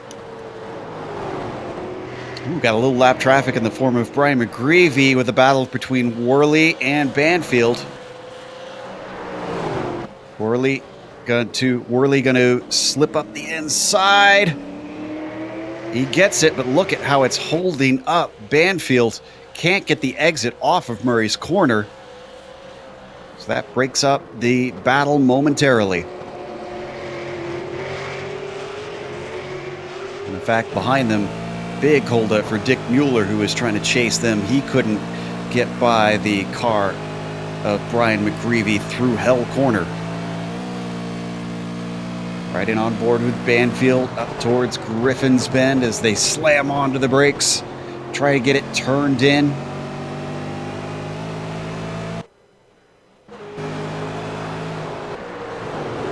You know, one thing that I found fascinating about these cars at this place is that they do have curbs in a few spots that look pretty nasty, Taylor. Some of them like out of Griffin's Bend, sitting there away from the wall.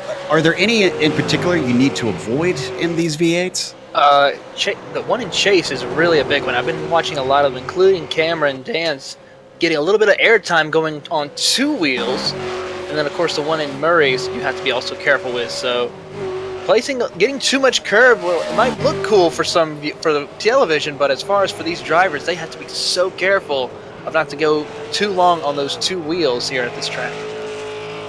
One thing that we haven't mentioned is Dance actually had a significant moment before his pit stop. Soup, I know you went to investigate. Yeah. What happened? On one of those laps that he stayed out long, he put it in the side going up the mountain, and he had to come in when he took his pit stop. He took his spare car. So he has burned that ace in the hole. One bullet left in the chamber for Cameron Dance. He sits in fourth right now, and he's quite a margin back from third place. Blake Reynolds about 11 and a half seconds up the road. So he did go longer, and as we said, that one of his stops should be shorter and allow him to gain some time, hopefully. It's Blake Reynolds, who we're watching right now, in third. Still giving chase as it's the car of Rob Gall getting ready to go a lap down. Pulls out of the way. Nice job to Rob there. Just ahead of Reynolds is Pataska. Pataska is running lap times a tick faster than Challenger. Now it's again a little bit of a fake gap because Challenger took a lot of fuel. He's going to have shorter stops the rest of the way. See how it plays out for Christian. And again, Christian is working hard to try and win this championship. He desperately needs to win this race and probably the next race if he hopes to have a chance. Well, his competitor's team certainly is not making it easy. This is Taft Baldwin, a teammate of Reynolds. Not exactly moving over. No, he didn't lift at all going through the chase. And this is allowing Pataska to knock off another half second. Now, Challenger gets to the inside, but again, it's going to hurt him on corner exit. Taft not giving up yet. He's still going to try to have a nose down. It's on the outside going into Hells, but then he gives it up right there. It's like the person pretending to be polite, being like, sure, I'll let you through, and then move like half an inch, and you have to squeeze your way through the turnstile. Challenger's by. It's now down to 5 seconds between himself and Pataska. We haven't mentioned yet exactly what put Christian in this position, which, you know, I think some viewers who hear, well, 4 wins, why is he behind the 8 ball? Well, he had missed a race early in the season compared to Reynolds, who had not missed any races. And then on top of it, last round at Suzuka, right when Challenger needed to continue to have good results and finish ahead, was set to finish ahead of Reynolds, he bended it and finished well down the field and lost good opportunity to try and take it down to the wire here in this championship. Yeah, I believe the round that Challenger missed was round 1 at Daytona with the 2.4. So that one race, it has costed him quite a bit as far as to not catching up and being the points leader for this series. Of course, any racer will tell you it's not one definitive moment that ever puts you where you are in points. It's the whole season that decides what your point situation looks like. So I'm sure Christian Challenger will be analyzing in the offseason, no matter what happens, to try and figure out how he can improve in 2019. Those lost points at the end of the season always seem more valuable than the lost points at the beginning, though. Yeah, once you know what you got to do. We're watching Ross Banfield, who has lost touch a little bit with Ryan Worley, and ever since that lapped car caused Dick Mueller to lose some time, well, he's made it up and then some. It is now half a second between himself and Ross. These guys, 3 of the 16 cars that are still on the lead lap, the last one being James Stacy. And you know, the other thing that we should point out is that it hasn't all been down to mistakes for Christian Challenger. Remember, he had a disconnect when he was leading at the Circuit of the Americas race, that the sports car race that we ran here earlier on. He had that wrapped up and just disappeared with moments to go. That, of course, ate into his points. Of course, we didn't know at the time that he would wind up being where he is now.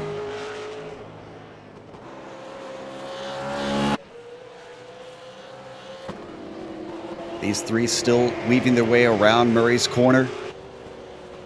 Car in orange up at the front, that's Ryan Worley. The red machine is Ross Banfield. Dick Mueller in the red, white, and blue.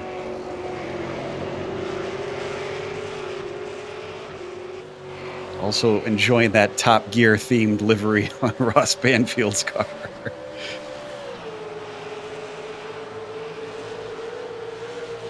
Can we go to second position real quick?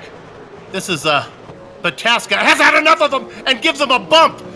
He has had enough of Taft Baldwin. Oh! Gets into the side of Baldwin coming out of Forrest's elbow. I think Baldwin actually turned into Pataska by the looks of it.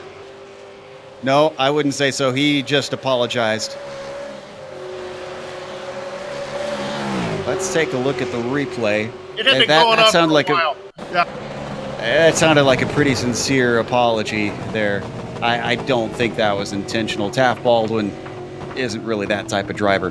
He may have been trying to hold him up a little bit potentially, but just to give an opportunity to his teammate. That little bit of the tap. You can see he clipped the wall, and that maybe could have damaged his car, which caused him to lose it as he got back to the power here. Still, that could be a lot of damage on Pataska from that side-to-side contact that has allowed Blake Reynolds to get up behind him. Watching now on board. We were watching. Here we go. We're going to try one more time from on board Baldwin. Woo! Almost saved it. Yeah, Joe, I think you nailed it. I think the car in Forrest Elbow wasn't feeling right. So he's taking it into the pits. Yeah. That kind of confirms that to me. Sure does. That it was too much damage for him to really drive safely. All of that nonsense has cost about 3.5 seconds to Challenger. They had knocked it down. Well, it was down to 5 for a while. But at the time of that incident, it was 6 seconds. Now it's 9.5. And we've seen once this. Again, Reynolds has got to get around another car. Yeah. Well, he's been trying to get around this car for a while. He's been chasing Pataska. But we've seen this a lot in the majors because most of these races are pretty long in this series, Bill. It seems like the drivers who are safe and consistent as well as fast always seem to do the best. And Challenger seems to have that in spades. Safe, consistent, fast, and maybe let's throw in patient in there as well. Can he dance and sing? Well, Cameron can. Okay, you got me there. You got me there. There is Cameron Dance currently running in fourth. You might be wondering if he's closed on that battle for second. The answer is no. He's still 11.5 behind, so those guys have gapped him significantly. But that's about what it was out of the pit stop. And remember, we expect Dance to have a shorter stop later. Less fuel to get to the end, yeah. Not sure when it's going to manifest itself, but I think that's the case. He's still got to deal with Brian Bennett behind him. The number 71 hasn't dropped off. Remember, he was giving him a hard time. Is that Brian Barnes? Yep, that's Popsicle Man sideways off the track as we watch Reynolds with a good opportunity. Just to follow up, we'll stay on this battle right here with Reynolds. Oh, my goodness. Here he goes, looking to the inside into Griffin's Bend. Is he late enough on the brakes? It's not Dance that he's working with this time. It is Reynolds, so it's a little bit easier for him to get side by side into there. But he's going to be on the outside for the cut-in for what is like the 5th or 6th time this race. And he still hasn't been able to execute.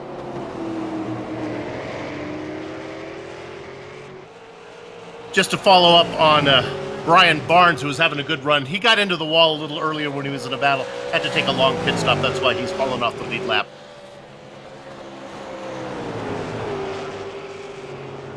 Let's see. Richie Hearn, halfway through his stint, he's currently in 15th. Now, obviously, it's going to be hard to figure out exactly where he's going to finish. I'm wondering if attrition will help him gain some positions as the day goes on. Even though we haven't seen a lot of it, we have seen multiple cars use their spare car. And with those burned out, I think as time goes on, when accidents happen, we're going to see more flies fall to the floor. Hearn is back on the lead lap. Oh, Cameron Dance! And Forrest Elbow. And he is actually going to try and get this turned around. Ooh, he almost ran into Ray Partridge backwards. Oh, no, this is bad. This is bad. Oh. That was Gustavo Gianferrari, who was actually laps down, but even still, that was Paul Slavonic. That car was not a lap down. He gets turned around now. Dance is going once again, but obviously a lot more damage than his first incident. Here we're going to watch it from on board.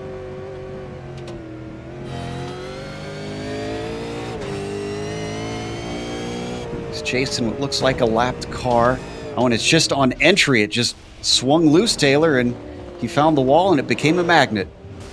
Yep, it looks like that magnet was able to catch Cameron Dance here today, and it just got worse for him as well, as he could not get around, the car turned around correctly and quickly enough. So, Bathurst takes another one. Or two or three. He stays out. He does not come into the pits, so whatever damage he got doesn't seem to have hurt him enough. Look at the damage on Pataska, though. I'm pretty sure this is hurting Pataska's lap times, which in turn hurts Reynolds' lap times. This is bringing the red mist down on Blake. So going over this rule again, it says... Go ahead. Any driver that causes repeat incidents on the mountain may be penalized. So multiple cars did have a moment with him. Does that count as repeat incidents? That was like, I got to be careful. Multiple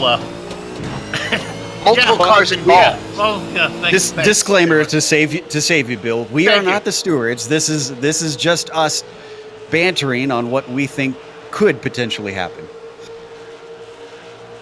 Trying to interpret the rules. Oh, look at this. Oh. Here comes Reynolds. Almost has to go off track into the chase. Still can't get it done. I love Blake Reynolds.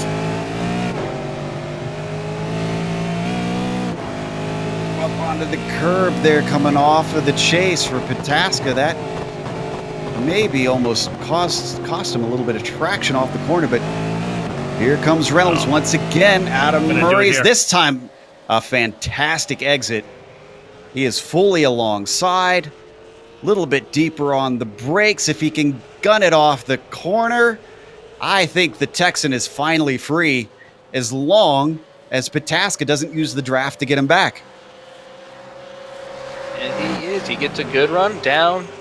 We go down towards the mountain, straight towards Griffin's Bend. He's on the bumper. Looks the inside. Just a little peak, but yeah, I didn't think he was quite close enough. I think we're going to see the car of Blake Reynolds absolutely fly away from Dallas here. Took him 34 laps to get behind Challenger, but he's finally done it. Now he's got 12 seconds to knock off in the next 48 laps. I don't know. If he wasn't chasing Christian Challenger, I'd say he'd have a shot at it.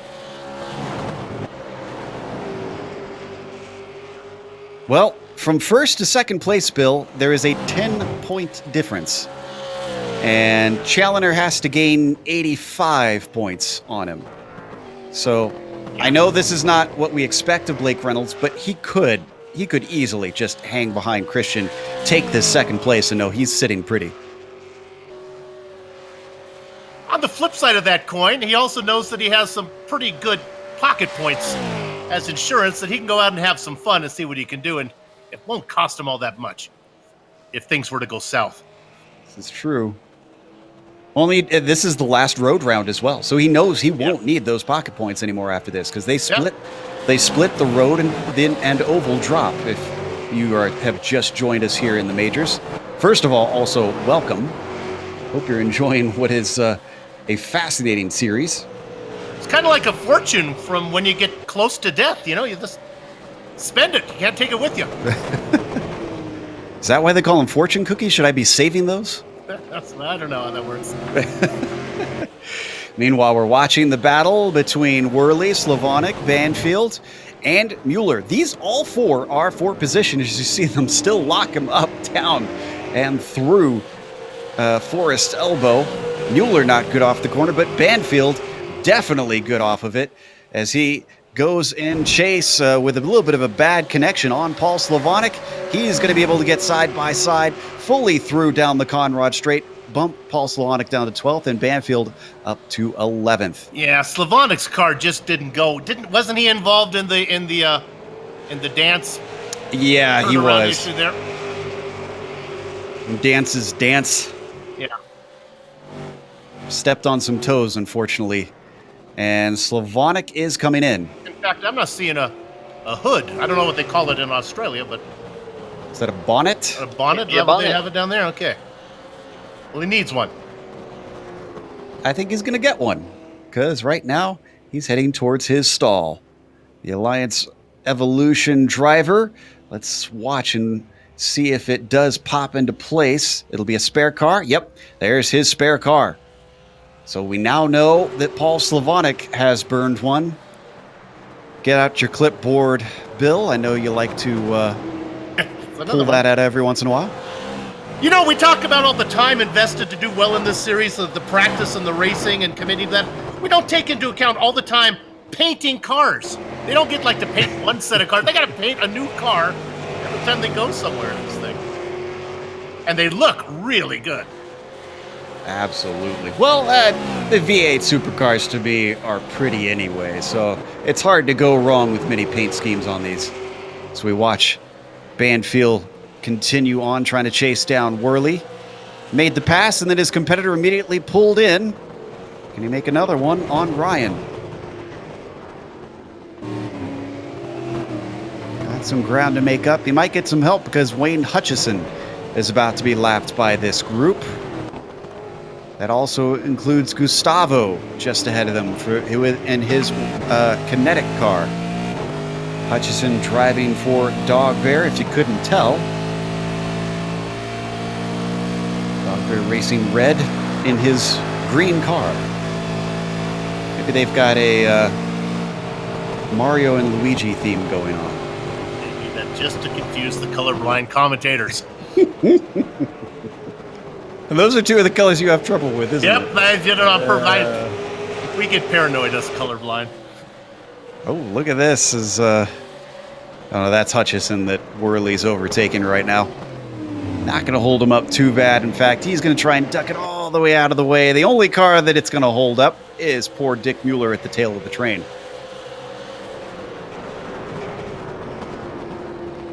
So Slavonic did come in, get that new bonnet, as we like to call it. He starts back into 15th spot. Still on the lead lap, though. But he's going to get this back very soon. Richie Hearn is on his 20th lap. He's got about 2 or 3 more before he has to come in. Yeah, and he'll have to run it long because he came in so early. So it seems a lot less tight now, knowing that they can go as far as they did, the end of 23 laps. Yeah, you got to figure, well, Slavonic is... Boy, that's going to be... I guess he's okay. At 36, if they can go 23, yeah, he'll be good to go.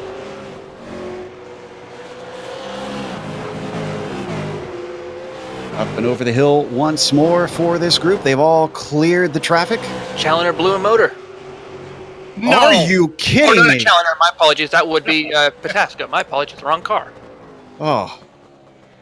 You about gave everybody out watching heart attacks.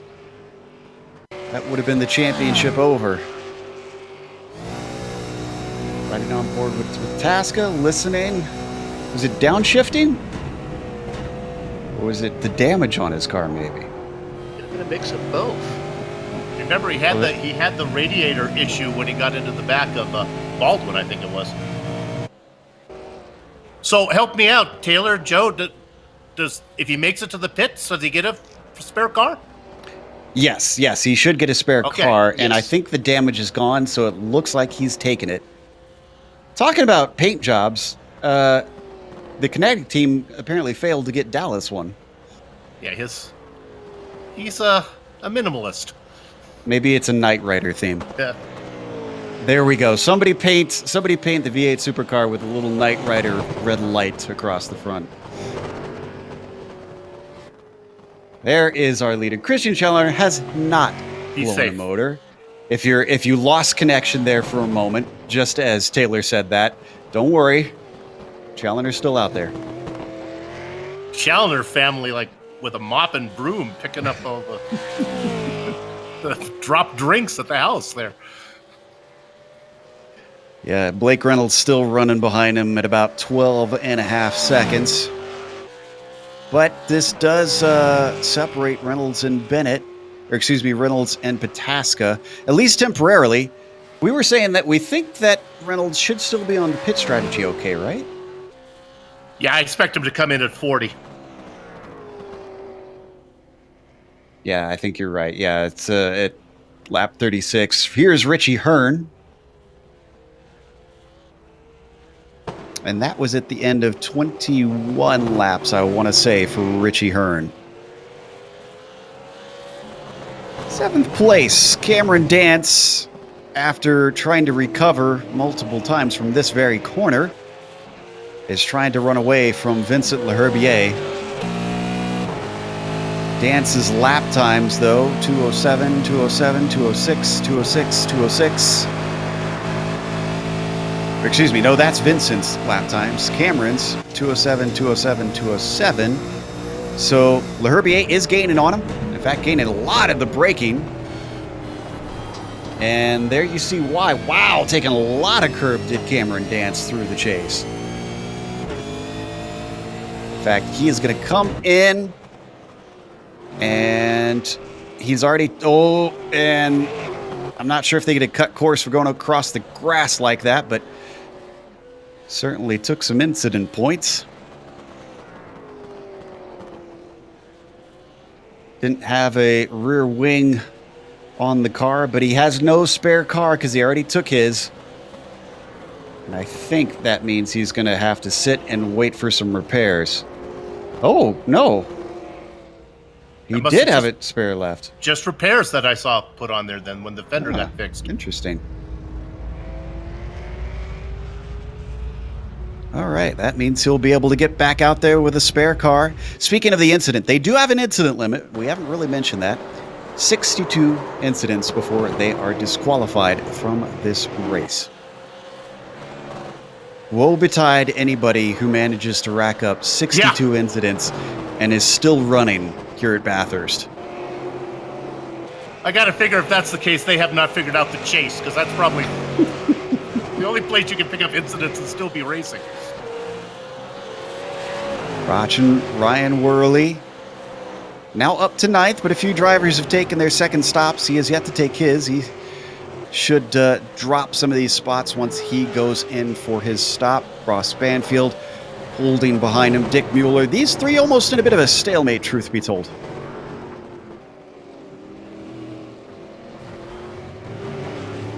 A little bit of damage. Did he actually... Oh, I think he did touch the wall, because there goes Dick Mueller easily by. Well, that'll do it. Opportunity presented on a silver platter for the car of Dick Mueller. Let's watch from onboard Ross. Should be the contact on the left side. Yeah, just lost the car ever so slightly, Taylor, under braking. Yep, it's very difficult. Got it very loose to that corner and just into the wall. Give the position over to Dick Mueller. Joe, Worley and Mueller and Banfield have been racing like that for the last 20 minutes. As soon as we put the camera on them, Banfield gets in the wall. It's amazing. Speaking of which, we got the camera on Dick Mueller. We saw a stream of smoke through the chase as he tries to get that left front tire rode up. Ross doing a pretty good job of hanging in there. And just a momentary lapse, and he's gone once again. That car behind them, that is Brian Barnes. He is 2 laps down. He's just basically trying to get to the end of this race. But it's pretty. Ooh, Michael Thompson close on Cameron Dance. Oh, and actually, excuse me, Dance recently got by Thompson. Pretty much slid through as they went up through the chase corner, going into the grass a little bit. Cameron Dance to get by Michael Thompson, and Cameron Dance is on a mission. Oh, and did something happen to Banfield? He's in the pits without a hood. This is all his doing. Griffin's Bend was not kind. And he actually took a tow. Yeah, because you can't get from Griffin's Bend to the pit lane that fast. I'm going to watch it here. Just a little bit too greedy on the power. Caused him to wobble. That could have been the damage contributing to that as well. You could see how hard he hit that inside wall. Well, he had 38 perfect laps, and then he made a mistake, and then he made another mistake. It's all about rhythm. There is Christian Challoner. The Kinetic Pacific driver has been leading not every lap so far. Cameron Dance led a few. He's only handed it over momentarily, we'll say. Just in the pit stops. Otherwise, it's been a dominant performance thus far.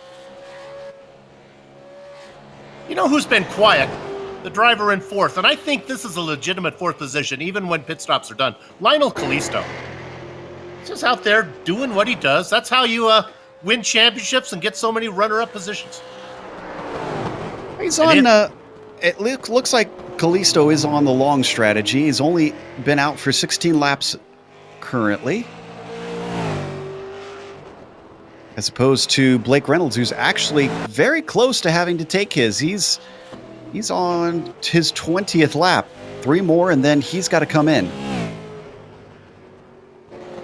Cameron Dance with another problem. Oh, and there's another car off. Were they involved? Yes, they were. This was Brian McGreevy who was getting lapped. And, I can't tell if McGreevy was slow or Dance just came in too hot there. I think McGreevy was slow and leaving the apex open, and Dance just couldn't keep it on the inside lane. Taylor, your thoughts as a driver?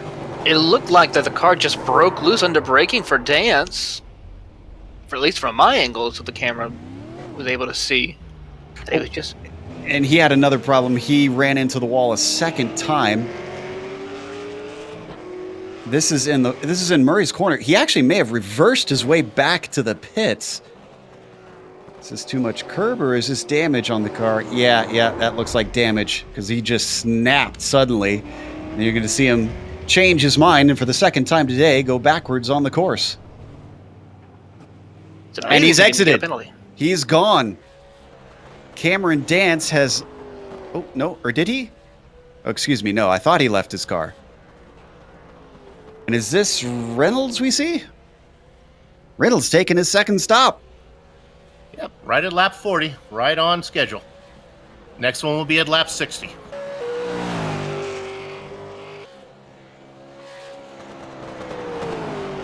Challenger still circulating around. He's only taken his one stop. He's another one that's gone long.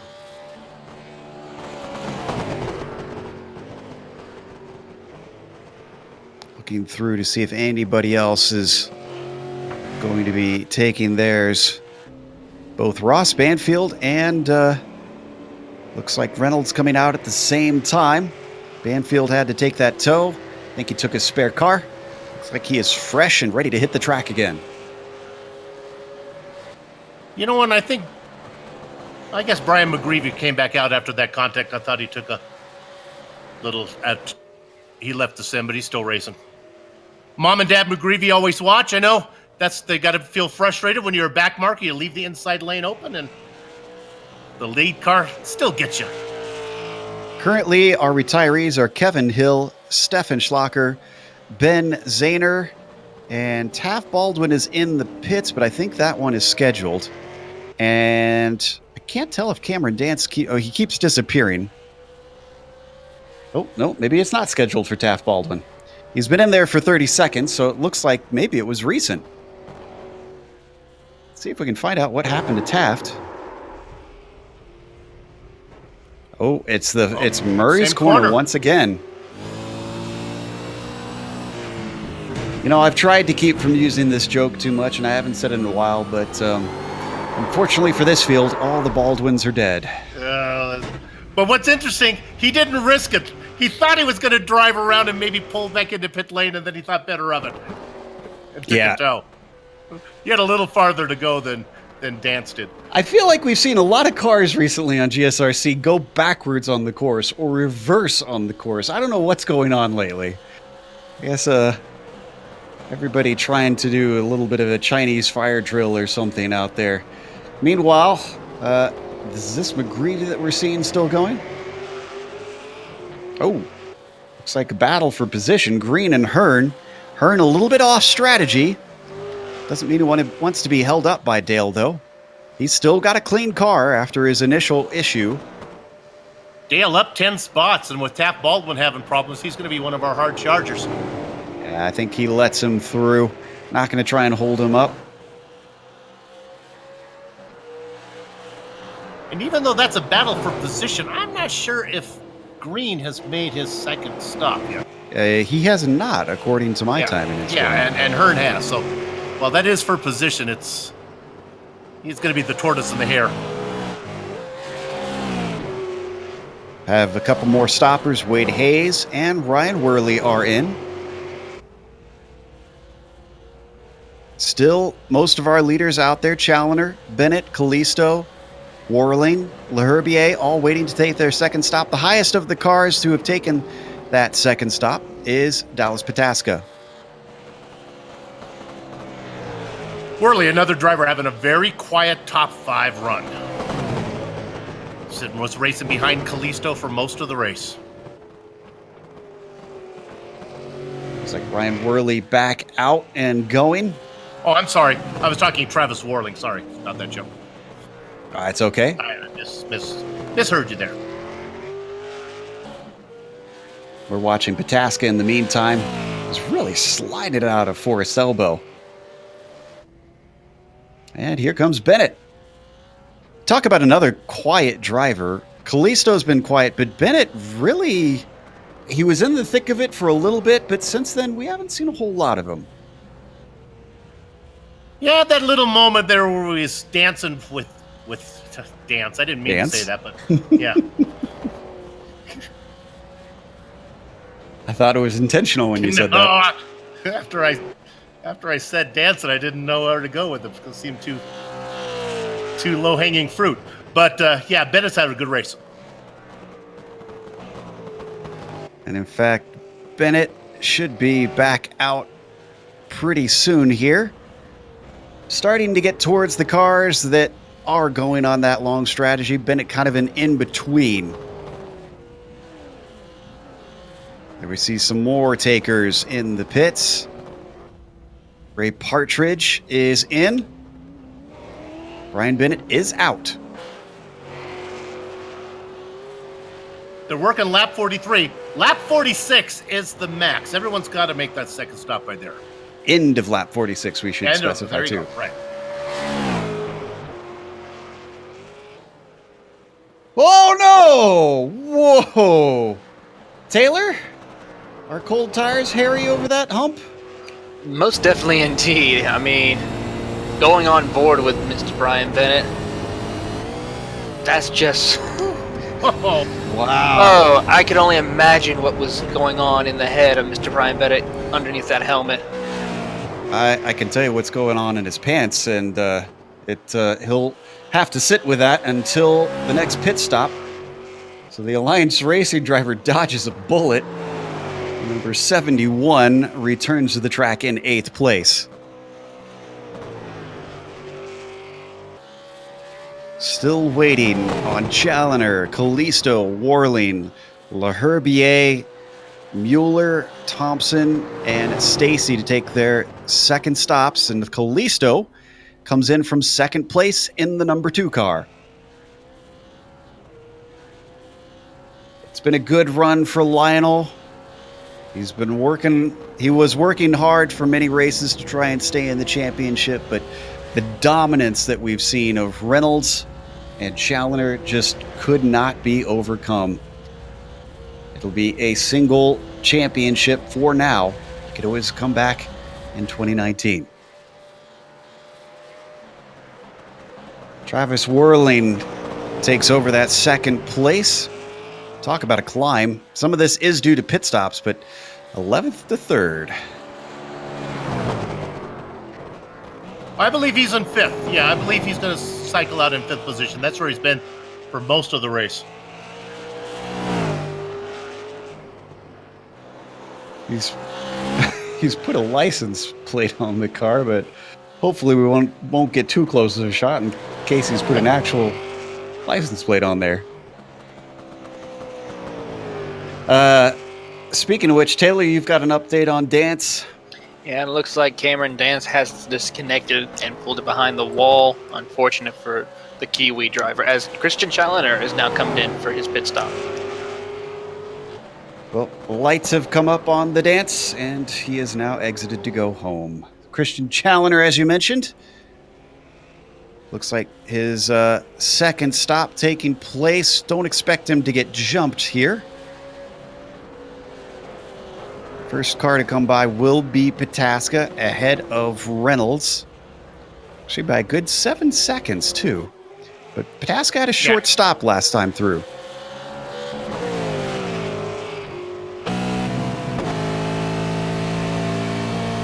Riding on board with Vincent LaHerbier, even though this is for position, it is off strategy between these two. Dallas probably is going to want this kinetic driver to pull over and take his stop here this time. As you can see, he's ducking to the inside, and actually Vincent's not going to hold him up. He lets him through. There's a little bit of new tires versus old. Now Vincent comes in. Do we have ourselves a new leader? I believe we do, don't we? This because he hasn't come in? Yeah, we covered that. Or, well, no, we haven't, actually. Travis Whirling, we mentioned him in 3rd. Now he's in 1st. Yeah. One of the teams we really don't mention a whole lot, so why don't we give them a little bit of love? Unorthodox Racing. Bill, they're in the top 5. they've kind of been the sneaky ones, which is appropriate considering their names, to manage to get in here. Yeah, they're a new team that's been put together by some strong drivers. And, of course, they also have some names, Kinchilo, probably the biggest name that you'll go along with Warling that we hear. Also, McGreevy also racing out here today on that team. Good on them for being this high up late in the season. That shows that they are not doing it on freak results, but have consistency from race to race. And they also have a couple drivers racing over in the sportsman class, too, picking up points. Yep, and those points do count towards the overall, we should point out. All right, so waiting on Warling and Mueller. Challenger out about 4.5 seconds ahead of Pataska.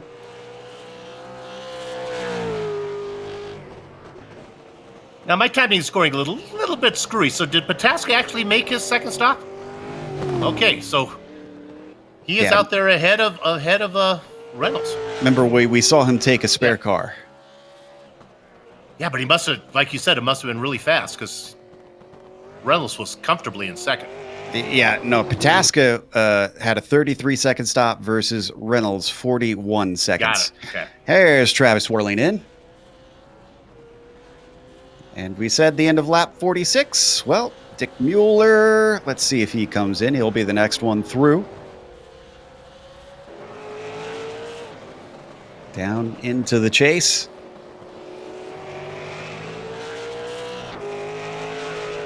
Out of the chase, up towards the pit entry, and indeed, he brings that Valvoline machine in. Dog Bear, I think, continuing their tradition, they tend to take some retro liveries and put them on cars. And Taylor, correct me if I'm wrong, wasn't that a popular livery in the old days of V8 supercars, that Valvoline scheme? I'm not 100% sure. I'll have to do a quick little research right quick, but if you give me a few minutes, we can take a look. Yeah, we'll look into that. I don't want to say for sure, because, as we got some side-by-side action here. Is that Richie that we're watching, or is this Thompson? That's Thompson, who now heads into the pits. Wade Hayes and he almost coming together, as it looks like it was due to Thompson going a little bit too deep into the chase. And to answer your question, yes, indeed. Several Valvoline paint schemes were happening. One with the Holden back in the early 2000s and 90s, and then, of course, there was the Volvo V8 supercar. Chime in the chat if you remember who drove that car. Any popular names? Scott McLaughlin. There you go. Which, doesn't Scott race on iRacing? I say he has. Well, very awesome. I love that when Dog Bear does that with their liveries. I still got to say my all-time favorite V8 supercar throwback paint scheme was back a couple of years ago when the Ford Pepsi Max team decided to run Back to the Future paint schemes. Nice. If anyone wants to look that up, that's by far one of the coolest paint schemes I've ever seen. Whirling back out, you can see how high in the air those wheels get coming through the dipper. He's returned in 6th place. No, the hard charger usually goes to the most position gain, but I feel like that needs to be weighted somehow, because Whirling going from 11th to 6th is phenomenal. No hard charger for Challenger. He started it on the pole. He's been sitting up front the vast majority of these laps. And with our drivers having finished their second stops, that means it's another time for us to take a quick break here on the Global Sim Racing Channel. We'll come back here in a moment. Again, you are watching the penultimate round in the majors. It's the Bathurst 500 here in the Pacific region.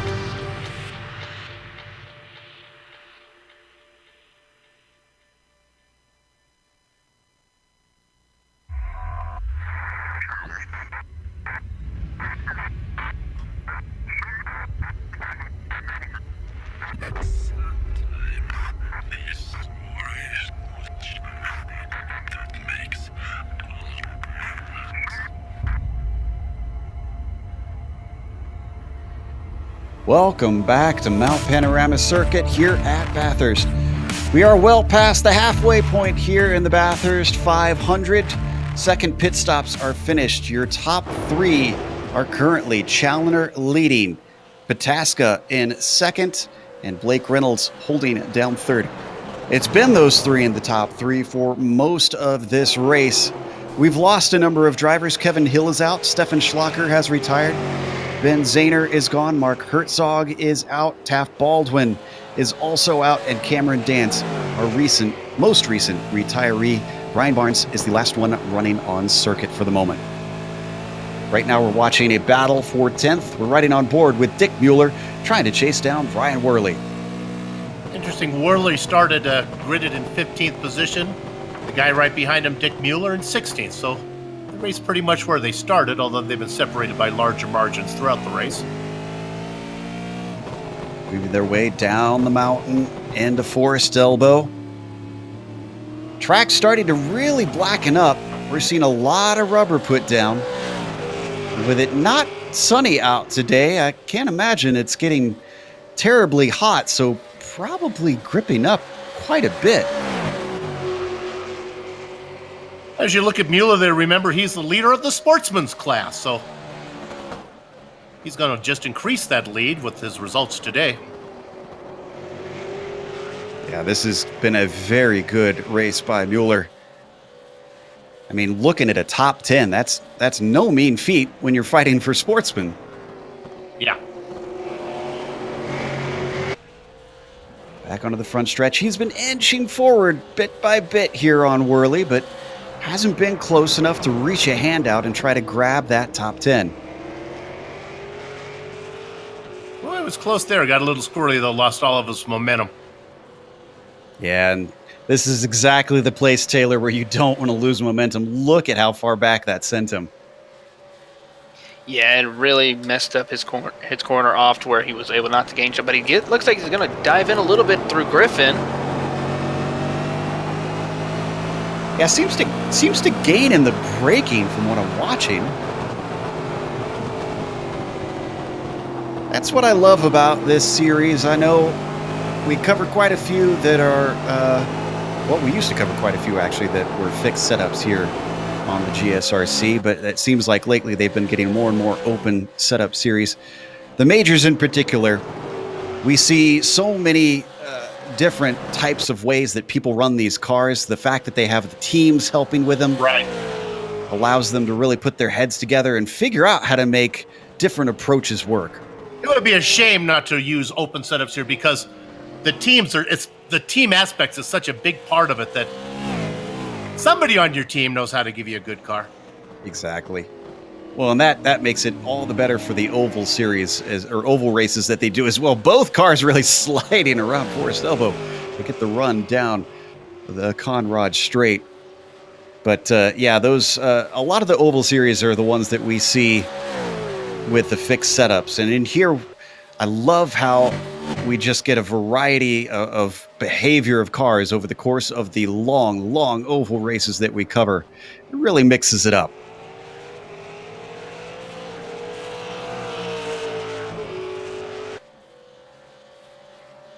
$11 cars on the lead lap. And 32 laps to go. Now here's a question for you. Speaking of the variety of stuff, variety of strategy, can Dallas hold on to this? Remember, he had that shorter stop. Is Blake Reynolds... Yeah. Not sold on that second position at all. I 10-second gap at the moment. Yeah. A 10-second gap and 8 seconds difference in the last pit stop between Pataska and Reynolds. The good news is we'll know here in about 10 laps or so as that final pit stop will be finished. I guess some of these guys might be able to run it all the way to, what do we think? About maybe 69 would really be pushing it. Yeah, that would be the absolute farthest we'll see anybody go. Right now, the driver with the most laps of the top runners, I should point out, is Paul Slavonic. He's on 15 laps. He's down in 7th. The driver with the fewest of our top runners looks to be Travis Warling with 4.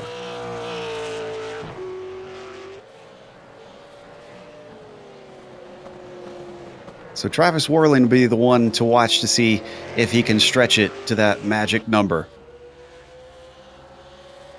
And with 81 laps total, that will mean just about 12 laps. So he could really push on those tires, I would think, Taylor. Or is that, with those fewer laps, is that possible? Or do they go out so quickly if you push hard?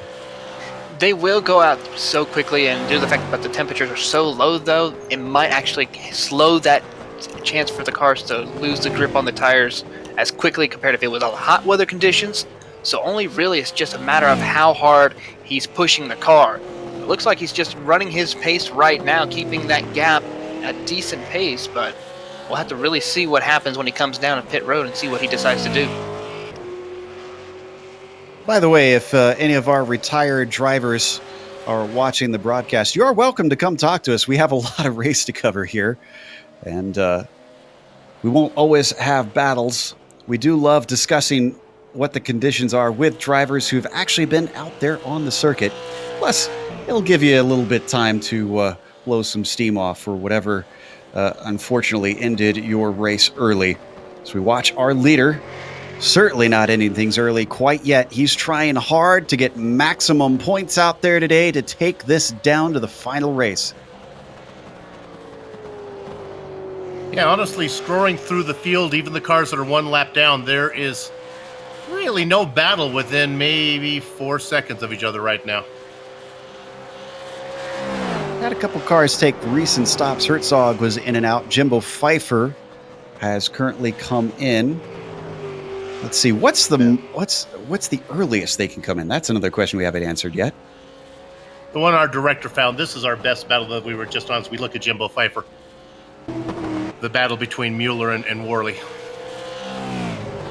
And again, it's not really a battle, I don't think.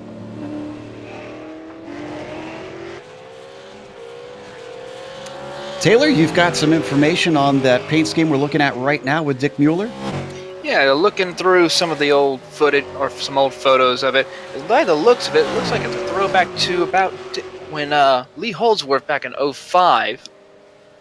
Might be a little bit of differentiation, but that's the closest I could look for as far as the paint coloration with this paint scheme for Dick Mueller. Always fascinated with drivers throwing it back with these certain paint schemes, whether it be in these supercars or the NASCAR series, of course. It does it on Darlington Labor Day weekend, but always fascinated, always love it when they do a little tribute to some of the good old days of racing back in the day. Now, I'll warn you guys, put your shrapnel helmets on because I'm going to do a dangerous thing. I've done some math. Oh, no. I think lap 59 should be the earliest that we could see, roughly lap 59, might actually be lap 58, that we could see anybody come in.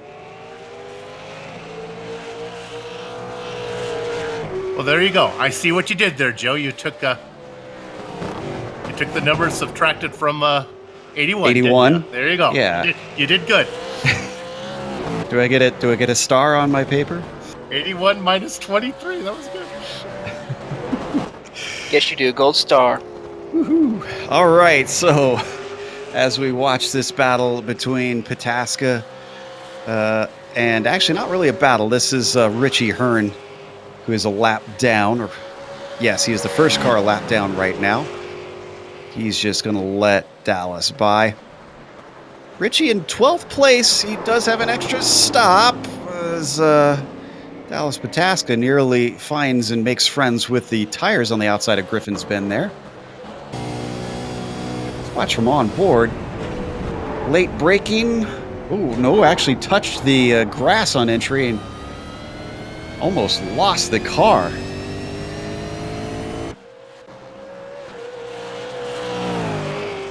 Dallas Pataska not really in the battle for the championship. He's another latecomer. And even though he's 9.7 seconds up on Reynolds, every tenth of a second counts because we think he's going to have a longer pit stop than Reynolds does. Yeah, this is probably going to be a battle. He is certainly hustling the car, trying to use every inch of track. As we jump back to Mueller, just ahead of Ryan Worley. They lapped the car of Dale Green. Wasn't Mueller behind Worley before? Or am I misremembering?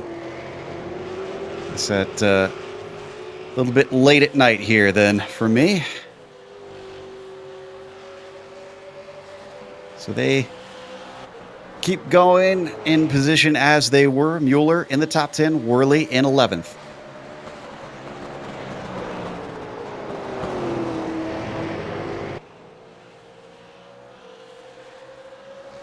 Getting closer to that magic number when the drivers should be able to come in earliest.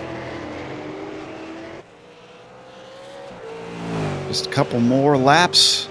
Couple long laps, we should point out. Got another taker with Brian Barnes into his stall. So he's off sequence. So is Gustavo Cianfrani. Comes in from 20th. With a very beat up car, actually. Ooh. He hit something recently. And it looks like that recent thing was the inside of the pit wall. If we go back about a minute ago, Gustavo coming out of Murray's corner.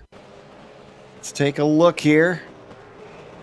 Kinetic Pacific driver didn't take too much curb, but he did take too much throttle. Here it is coming off the corner. Loops around and just front engine car. Right into the barrier. It equals engine smoke. Boy, convenient little gap for him. Not quite convenient, I guess.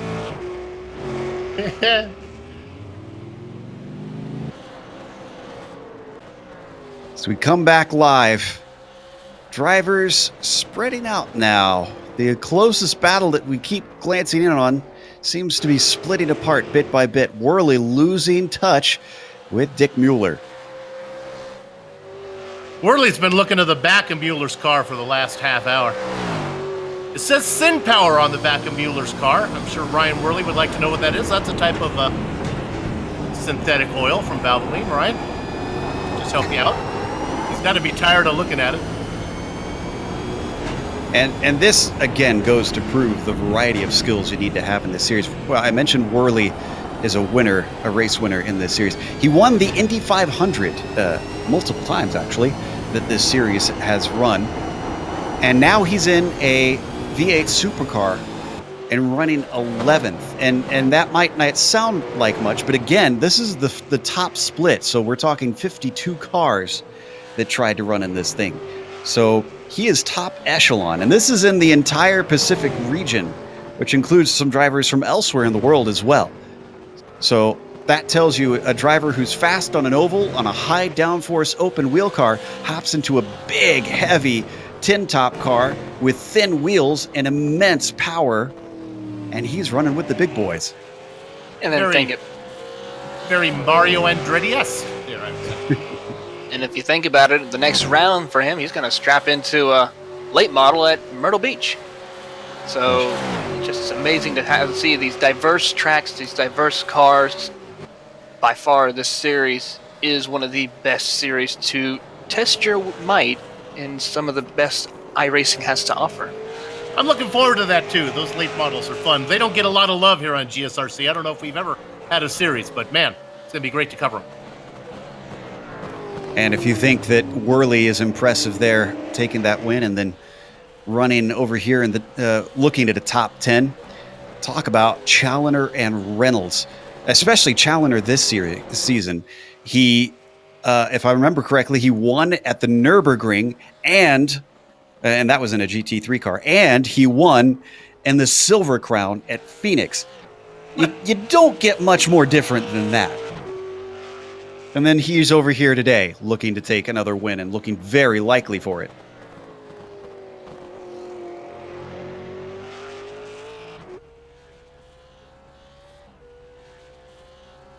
All right, lap 56. Now out there for Christian Challoner.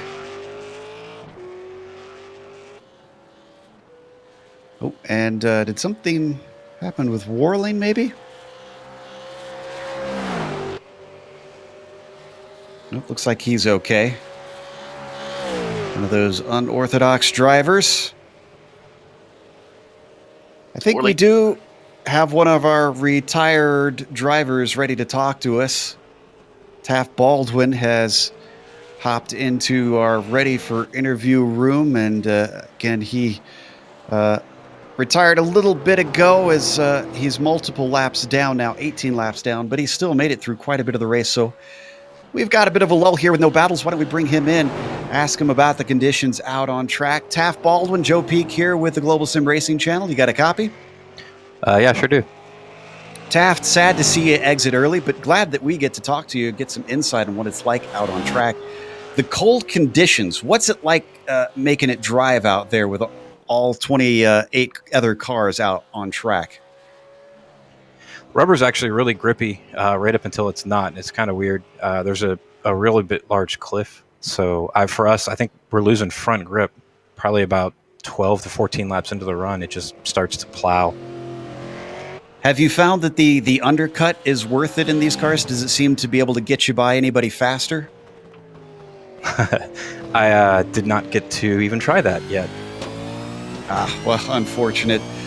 So we've got one more round coming up. Obviously, this one tends to throw up some interesting results sometimes because of the attrition. Do you think you'll be able to get in the top split as well in the Myrtle Beach race in 2 weeks' time? Yeah, absolutely. Late models and short track racing is my wheelhouse, so I don't feel like I'll probably be outside the pro split on that one. I think Blake's just cruising right now, too, so he'll probably try to take home a third place finish, and we'll go into Myrtle Beach with a pretty good points lead. So, yeah, and then I'd like to give a quick shout out before you ask me another question to Clark Archer and Doyle Lawrence. Both their dads are ill right now, so they're kind of at bedside. So we can give a shout out to those guys, let them know we're thinking about them. Wish I could have gotten a better finish for them. Hey, Taft, it's Soup here. You got into it with Dallas Pataska coming off of Forest Elbow and actually went on all the way up the hill. Was the car not feeling good out of that one after a little contact, or what happened there? Yeah, coming down the hill, he got in the back of me. I don't know if it was intentional or if he was being impatient or what. And it put me in the wall. I was not expecting the car to snap left on me like that, and kind of, I guess, I door checked it pretty hard. I don't really feel bad about it after getting run into, but yeah, it wasn't intentional at all. Yeah, we thought that maybe that you didn't know what you had under you coming out of that left-hander there with after being in the wall. Boy, you put on a good run though. Yeah, it was for a while.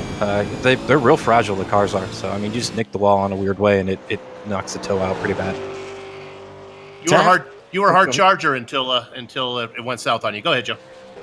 Taft, you talked about Blake getting the third place. We've been watching Dallas Pataska and his pit stop. So do you guys think he's going to be able to hold ahead of Blake after this final stop coming up? You know what? We're not really sure.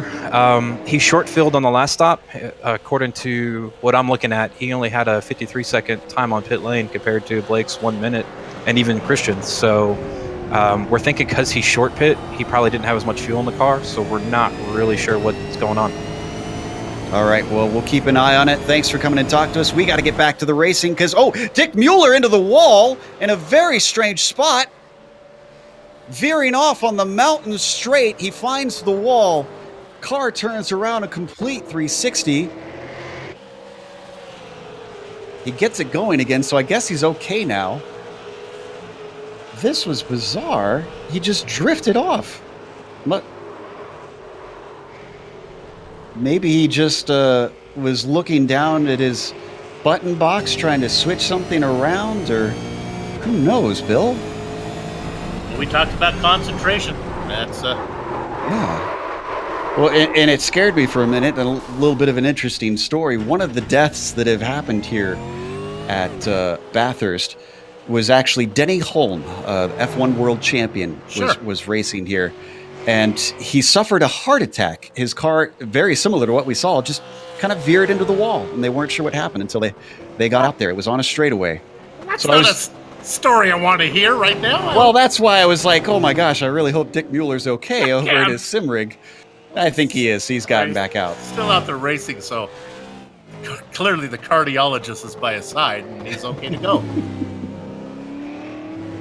Had him at the ready. All right, Paul Slavonic, one of our first takers. And look at this, lap 58. So, Paul Slavonic, the author, comes on in for Alliance Evolution. He thinks he can stretch it all the way to the end of the race from here. We do too. We think we're good to go. I think it should be safe enough. Man, look at that beautiful paint scheme. That is something else. Yep. That paint scheme alone is worth 2 positions. The Alliance guys, make sure you can see them out there on track with that bright yellow accents. What happened to that battle that we were watching a little bit earlier? That was Worley and Mueller, wasn't it? Oh, well, that got broken up because Mueller is in now. Yeah. I think... Oh, well, actually, this makes sense because remember, we just saw Mueller into the wall. Yeah. Spare car time. Bink. There, you see it? Yep, exactly. Wow, couldn't have happened at a more opportune time. One more lap early, he would have been hurting. That is certainly going to make life a little bit easier for Ryan Worley. Now being able to gap Dick Mueller. Those two have been in a fight for much of this race. I think we're going to see Dallas Pataska in very soon. He's on 22 laps. It's actually just heading up the mountain right now. There we see his Ford. If he doesn't come in this time, next time by should be the absolute limit. And he's really the only one we're seeing on this strategy other than what we saw with Slavonic, who's already gotten back out. He'll continue in 10th. God, this onboard gives you a good idea from the roof of the car, seeing how close they bring it to the walls on either side. And you get a feel of the elevation too. You can almost feel yourself falling out of your chair as they go down the mountain. I can hear Darrell Waltrip screaming. I can only imagine what it'd be if you had a motion rig driving on this track. And then, of course, you can't beat the real thing. A motion rig with a VR set. You'd probably throw up, I'm sure. All right, Dallas Pataska down into the chase. Let's see if he elects to come in and pit this time, or does he go one more around? Out of the chase, up to the pit entry. He's holding to the left. He comes in.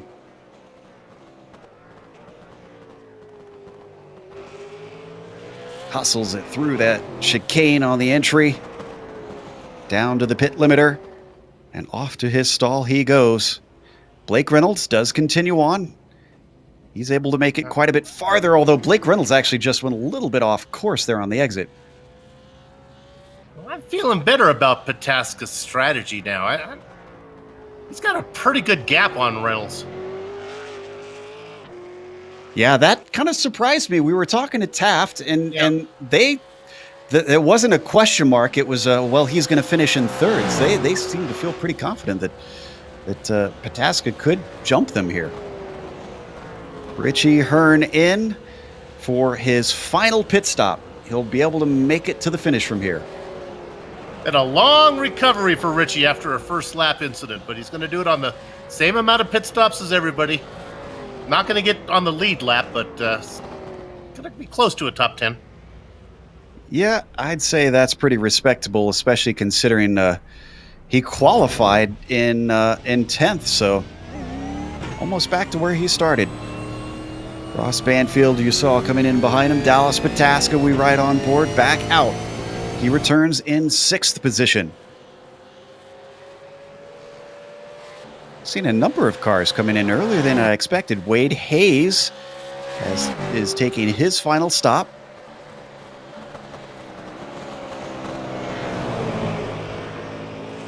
Down to 22 laps to go here. Christian Challoner is still out there leading the way. We'll really get a feel for what the situation is once everybody takes their final stop, and as we said, should be at the end of lap 69. Reynolds has 49 seconds on Pataska. But he's going to have a short stop this time. Yep. If it's what we've seen, remember Reynolds took his short stop last time. That we know that they can go about 36 seconds. Oh. But just because he's pitting now doesn't mean that he's out of fuel. Yeah. He's only on 16 laps of fuel. So here's what I'm thinking Christian's doing. Dallas just came in with fresh tires. He's covering off the undercut. He's going to get fresh tires and make sure that he is out there on equally fresh rubber.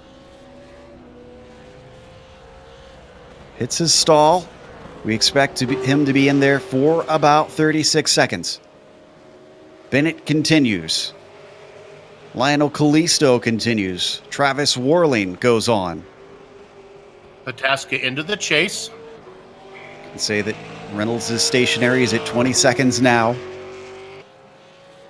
Down to Murray's corner. Here comes Dallas Pataska. This might actually be pretty close. Past 30 seconds for Blake Reynolds. He's coming down the front stretch. Reynolds still stationary. 36 seconds now. 37, 38. He's still sitting there. 39 seconds for Blake Reynolds. A little bit long. And now he's on equal tires to Dallas Pataska with, let's see what the gap is going to be, about 5.5 seconds between them.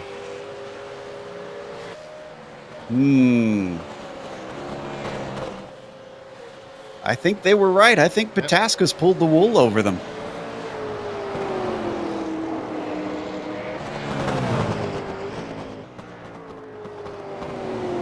All right, so still waiting on a few more to take their third and final stop. The good news for Blake Reynolds is he came out ahead of James Stacy, so no lap traffic directly in front of him. Actually, no cars at all between himself and Pataska. Here's Ryan Worley taking his last stop.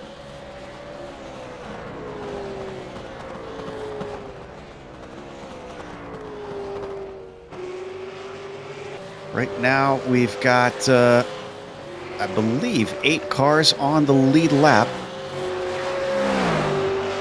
Yeah, I might have a few more of that because I think some of those are lapped down because they've stopped and Challoner has not.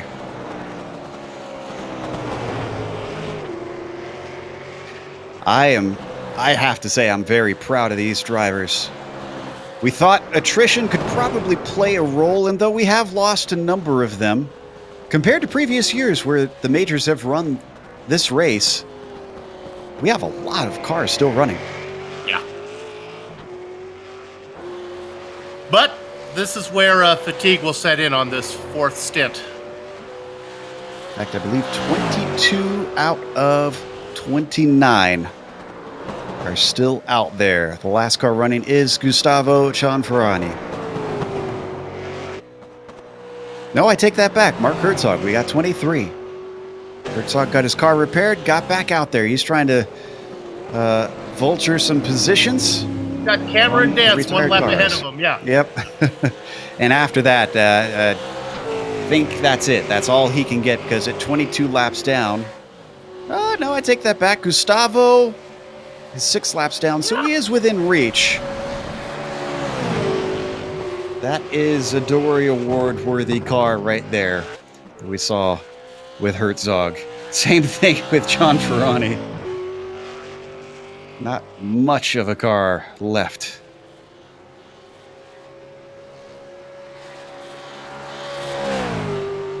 So highest pitter at the moment is Dallas Pataska. He's being chased by Reynolds, and unfortunately, since that pit stop, it has extended from 5.5 seconds to 7 seconds. The number 94 is on a tear.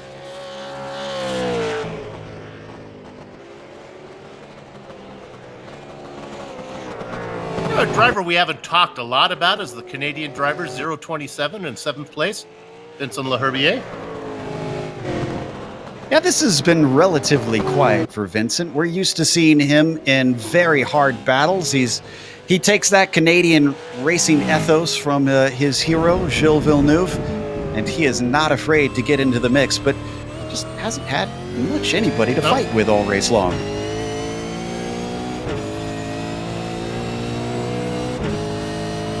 Started in 14th, cut that in half. Boy, look at that Australian sky. I love that picture. It's a gray day. Day, mate.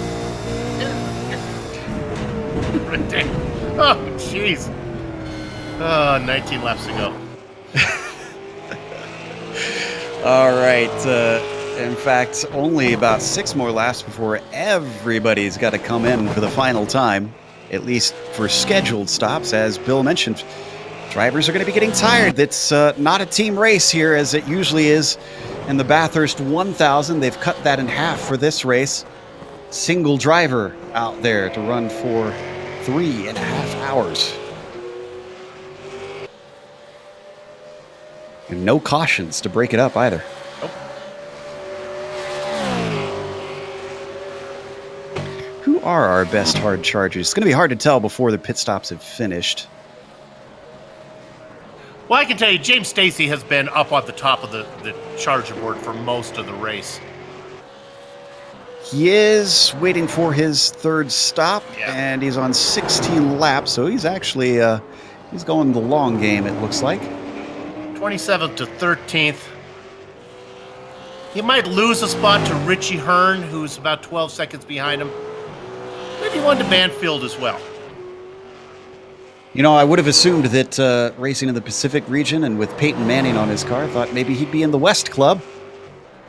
He's actually from Illinois. Of course, he could have moved away from Illinois.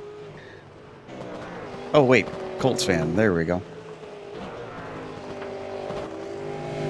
Sorry, I'm clearly not up on my football. We need... Well, Illinois is not Indiana, but I guess it's close. Yeah, I can tell you that close to the border, it's... Is it? Okay.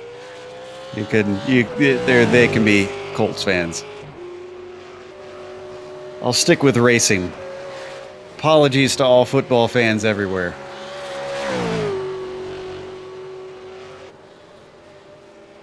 It's interesting. I was watching the Sunday night football game is in Kansas City, and the entire crew that was doing the NBC race, all after the race was done, I think they were racing in, or would they be in Kansas City? Well, but the race would have been over there. They all got in their cars, drove over to the football game. Ah, makes sense. That's cool. Lionel Callisto running a quiet third. He should shift downwards. He's on 20 laps into his stint, so he's just about to the bottom of that fuel tank. Alliance, we mentioned, has had multiple winners. Jason Fleischle, of course, won the championship, the Drivers' Championship. So we got a battle starting to get close for 20th. This is between McGreevy and Barnes. And Lionel Callisto, one of the ones that has won for Alliance in the Drivers' Championship. McGreevy just ahead of Barnes. McGreevy running the gray car. Barnes and Bill's favorite paint scheme, the bright blue Popsicle. Man, he runs that Popsicle sponsorship no matter where we go. Both these drivers have had issues this race. They find themselves in a battle to get inside the top 20. You know, I'm looking forward to the day that they may bring in the Lotus 49 to this series, because if they do, that Popsicle scheme will be very appropriate. The Popsicle-shaped car. Oh, I see what you did there. Popsicle stick-shaped car. Yeah, I got it. We keep hinting at that, don't we? We keep every season. I'm not hinting anything. I'm just saying that I hope they bring it in someday, and if they do, I will enjoy calling that race. All right, Joey. Since we got a little time, as we look at this battle, where do you want it at? If the Lotus 49 was coming, where does it go? Oh, everybody would hate me if it was my choice, because I'd stick them on the Nürburgring. On the Nordschleife. Oh, Make them work. If not, second choice would probably be Motorsport, as that is a track that has not changed since that actual car raced there. I'd We like see to see the last of the pit stops. Go ahead, Bill. I'd like to see the Monza combined. See, but that car didn't race on Monza combined. It raced on Monza. Care. I don't care. Sorry, I gotta be a retro nerd there for a little bit. Gotta stick it on something it actually raced on. Brian Bennett back out. That slots him down to 5th. Although he's waiting on Vincent L'Herbier to come pit. Christian Challoner as well, but Challoner, who stays out this... Second time we've seen one of the... wasn't it an Alliance car that also did that last time? Bennett does it again, where he just goes over that little crest down the straight and just loses it. So it was Bennett who did that last time, apparently. Let's watch from Richie Hearn's view, since he had a screen full of that. Well, since it happened twice, maybe that's just his racing line. Must be. Okay. But if not, he's going to need another new driver's seat after that one. Oh, I wonder if that's going to show up. Both of those saves are going to show up on the GSRC highlight reel. As boy, those were a moment. I can report that just about that same time, Brian Barnes, we remember that battle between McGreevy and Barnes. Barnes had a spin, so McGreevy is now comfortably 20 seconds up, sitting in 20th position. Barnes still going, thankfully. It's been a long day for Brian. It has, but he's got 2 laps on the next car, Ray Partridge, so I think Brian should be able to solidify this 21st as long as he brings it home. So Bennett with the tires now heated up, looking a little bit more secure. Waiting to see if anybody else going to be coming in that we're waiting on taking their stop. See, we've got Challoner, as I mentioned. L'Herbier, I said that he needs his. Michael Thompson needs one last stop. He's close to the end of his stint. Dale Green as well. Although Green is on an alternate strategy. He's one of the drivers that had issues. He's on lap 16 of his stint, which means he cannot make it to 81. Here is our leader. The gap over Patasco is over a minute. That will shrink, thankfully. But we're probably still not going to have a race for the win unless Challoner has an issue at the very end. All the way to the front. Pole sitter gets the very first stall. We got one more in. That's Dale Green, who we mentioned. He's going to lose a few spots. Rob Gall should be able to get by him. Actually, that's it. Otherwise, only one position down into 17th for Dale Green to end this race. I can report that Patasca's only coming down the Conrad straight now. He's just hitting the chase. And Challoner, who shouldn't need a very long stop, indeed only 31 seconds. Christian Challoner is out just as Dallas Patasca is coming towards Murray's Bend.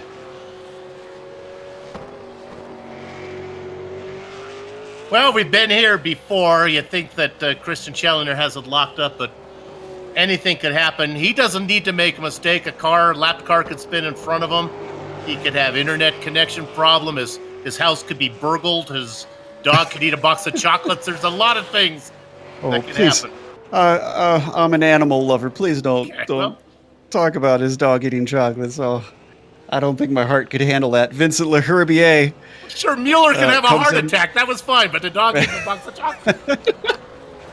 Well, I mean, Denny Holmes already gone, so. Okay, all right. Go ahead. Go on, continue with your. There we saw a glance of L'Herbier hitting his stall as we come back to Christian Challoner. We'll get a sense of where that gap is here, and actually I think it's settled out. Boy, Bill, this is one of the more dominant performances we have seen from Christian.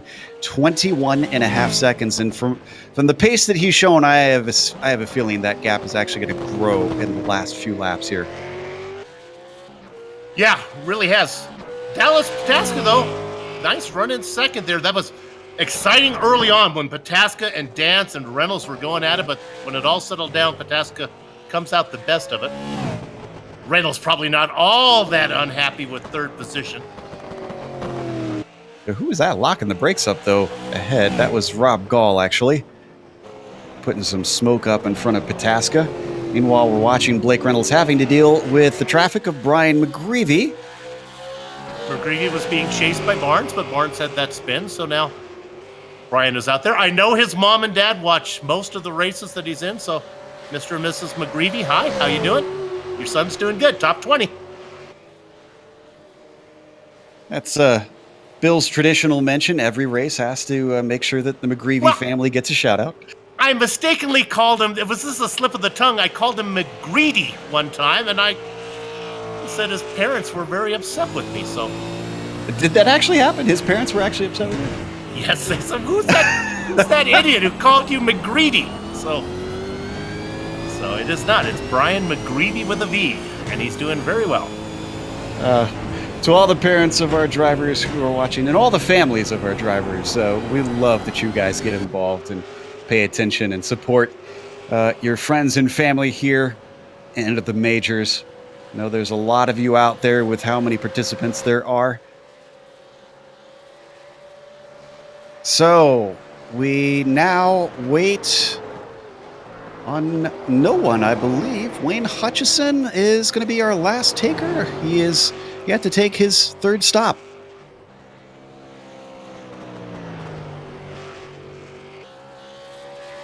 And Thompson as well. Yeah, Thompson as well. Thompson's coming to the end of it. Thompson, I think, the only one that will make it to lap 69 on an actual three-stop strategy.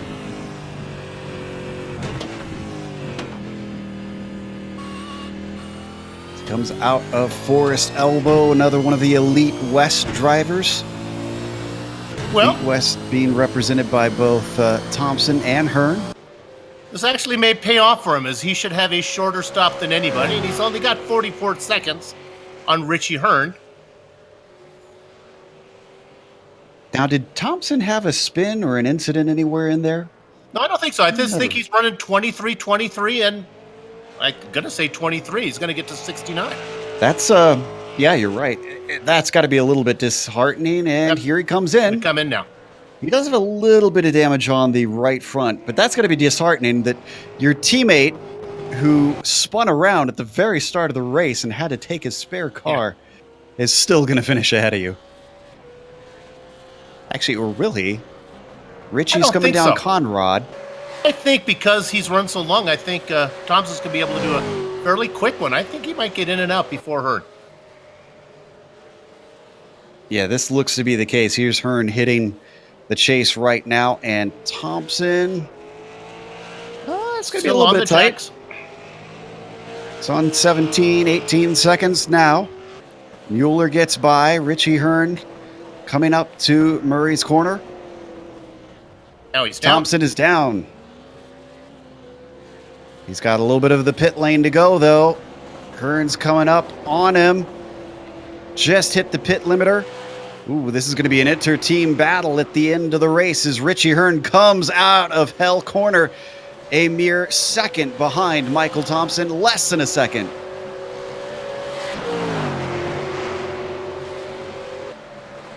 Oh, you got him. I think he maybe let him by. Yeah. That looked like a bit of a lift to me. He got offline, braked early, let Richie through. Doing the gentleman thing and letting them by. Absolutely. It's the end of the season, maybe with them not being in a points battle, and maybe Richie Hearn is chasing somebody. He felt it best to... He's Richie Hearn. You let Richie Hearn go by. He's a former real-world IndyCar driver. Michael Thompson, that a boy. Where is Richie Hearn? He's 10th in the points. He is about 20 ahead of Kevin O'Keefe, who actually isn't going to be able to compete the rest of the season, I believe. And he is... Oh, he is a bunch behind the car of Mark Torres. So actually about 40 points back. 30 points back, excuse me. So he could still gain on Mark Torres. In fact, I think he will, because Mark Torres is not in this race. Or at least not in this split. And the Sportsman split does offer fewer points than if you race in the Pro split here. Here's Christian Challoner, our leader, 23 seconds ahead of Dallas Pataska. Pataska, 9 seconds ahead of Blake Reynolds. I earlier mentioned there was 10 points between first and second. It is 15 points between first and third. Still not a significant enough gain to really offer Christian Challoner a great opportunity to overtake him in the final round. 60 points cushion, I think, is what Reynolds will have going into that final race. I believe that should be correct. And then it's a question of how many people show up as well, because they will have to take into account drop races.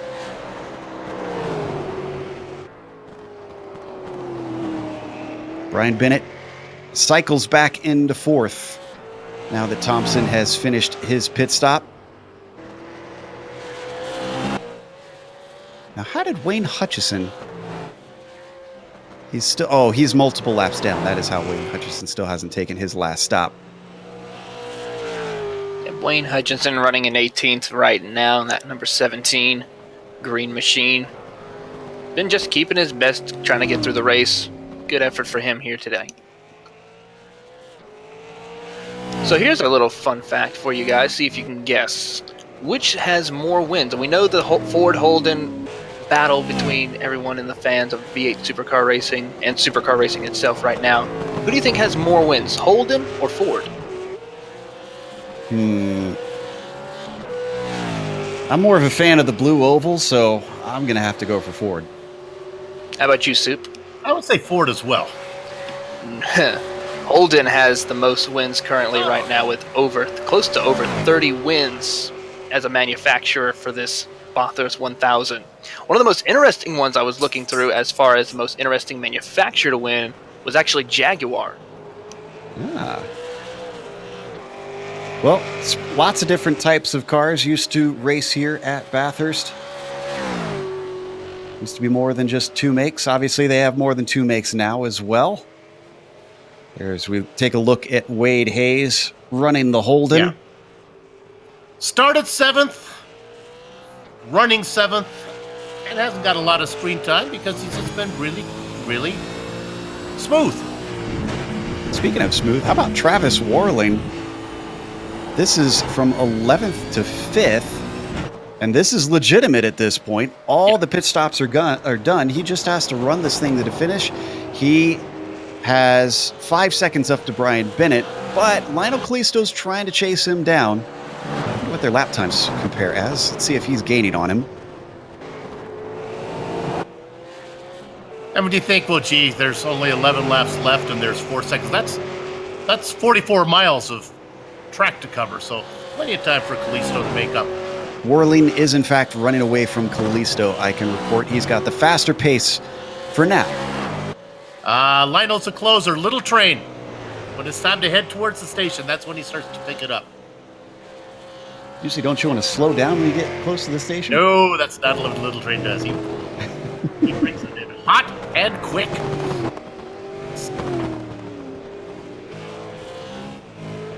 In fact, let's see, is that our closest fight right now? Mueller is about 2.5 back from Worley. No surprise there. Dick and Ryan have been fighting each other pretty much all 3.5 hours.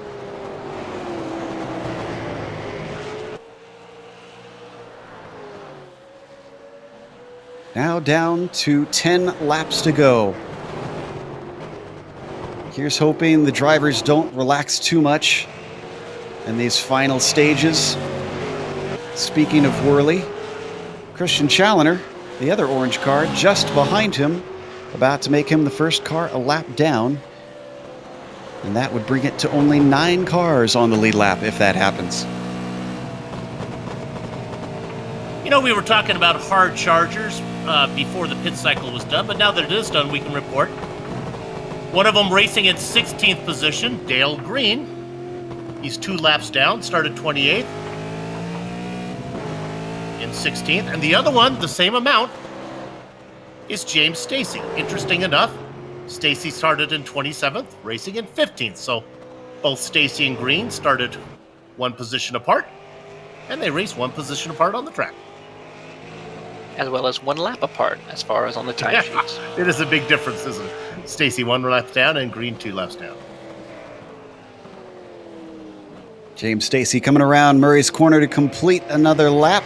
He might actually go another lap down before this is over because Christian Challoner is just coming through the chase right now. He's still working on Ryan Whirly. This could be interesting because these guys, Whirly and Whirly's been racing hard for a while. He goes underneath McGreevy. Oh, and that is Dick Mueller. He can't make it on fuel.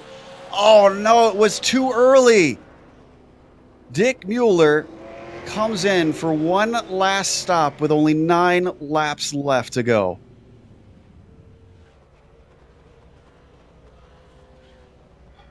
Something. Did he short Phil, make a mistake? I don't know. He was right on the cusp, I want to say. I'm wondering maybe if the pit crew didn't get enough fuel put in the car. Maybe a small calculation error, possibly. Oh, I would think if it's that close, you just fill it all the way up. That would be the smart move. Maybe he was trying to see if he could... It was only 11 seconds. I suspect that was he went up on the jacks. He must have just taken fresh tires because he could and taken that splash and dash and go. Well, he didn't lose it. He didn't lose a position either. I think maybe he was just tired of looking at the back of Ryan Whirly's car. Come in, get a drink. Bill, I'm glad you're not on my box calling strategy. That's all I'll say. Well, Kalisto in, and I can't tell how many laps it was since his last stop here on my timing and scoring. Bill, do you have that? Nope, mine has gone sour as well. Did he cut that close? I'm trying to remember. No, this doesn't seem... He goes up on the jacks. He has some damage on the right side. I'm going to go check to see if he maybe hit something. That would be my guess. Lionel's pretty sharp. Oh, yes, he did. It was not long ago. It was coming out of the chase. Oh. Too much power out of that fast chicane. Lionel Kalisto with only a few laps to go. Now, this is a move he likes to pull, saving his free repair, but he didn't take his free repair. Did he already use it? It's a possibility he might have. I mean, I know he likes to save it for the very end, Bill, but 9 laps left in an 81-lap race. You use it. Well, it's possible he used it on what he thought was his last stop. I don't think he anticipated this. Oh, that was a hard lick. Oh, we've got information from the Alliance team. He had wheel failure. That wasn't driver error. His sim wheel, unfortunately, and I think he's exited. Oh no, a retirement 9 laps from the end in a 3.5-hour race. My goodness. Well, I guess that's better than his dog eating chocolates, but still, that's just... That is gutting. That is very absolutely gutting. You never know. That's the point I was making with Christian Challenger out there. Getting information. He did still have his fast repair. He forgot to set it. Oh. That is something that can happen quite often. You think you might not need it right then and there, but you uncheck it when you're making your pit stop so you don't waste one, and turns out he just forgot to click it back on when he exited his pits. The old track always has a twist in it. It ain't over till it's over. There we see Christian Challenger. Mostly just holding the gap, hasn't been extending it over Dallas Pataska. Not a bad call around here, Taylor. Maybe backing off a few percentage points. Yeah, no need to push the car. He's got a good gap over Dallas Pataska, so just come on cruising home to a nice victory. Unless something really happens. And if you remember, Mark Herzog, who's retired, was out there still putting in laps. He was able to get around Cameron Dance and Taft Baldwin, and then it all became a matter of math where he was too far to pick up anything. So Mark retired. He's going to finish in 24th. Would not have been able to get to Callisto. Well, he didn't want to be a problem for anybody if he was running slow laps and could potentially take somebody out.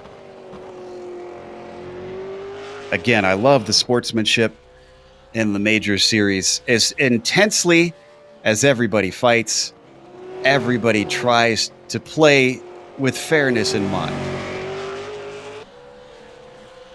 Blake Reynolds, one of those drivers, wants to fairly take this championship. Looks like he might get to do it, sitting in third.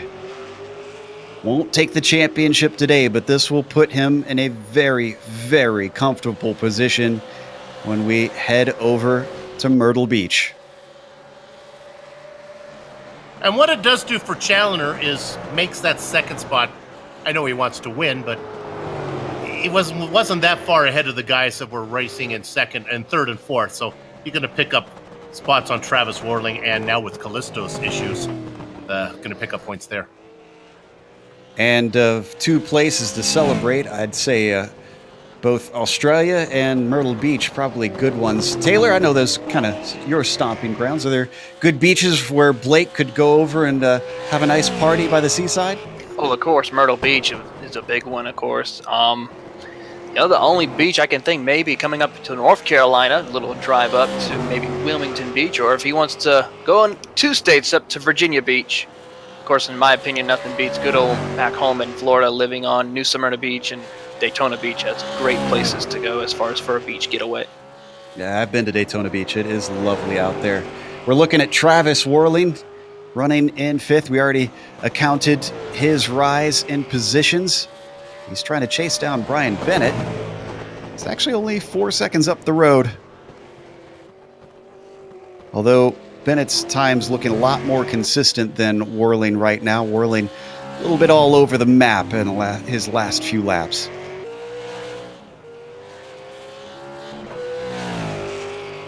Speaking of all over the map, Bennett, the one we should maybe use to describe that, having multiple moments over the hump up the mountain straight where he nearly lost the car.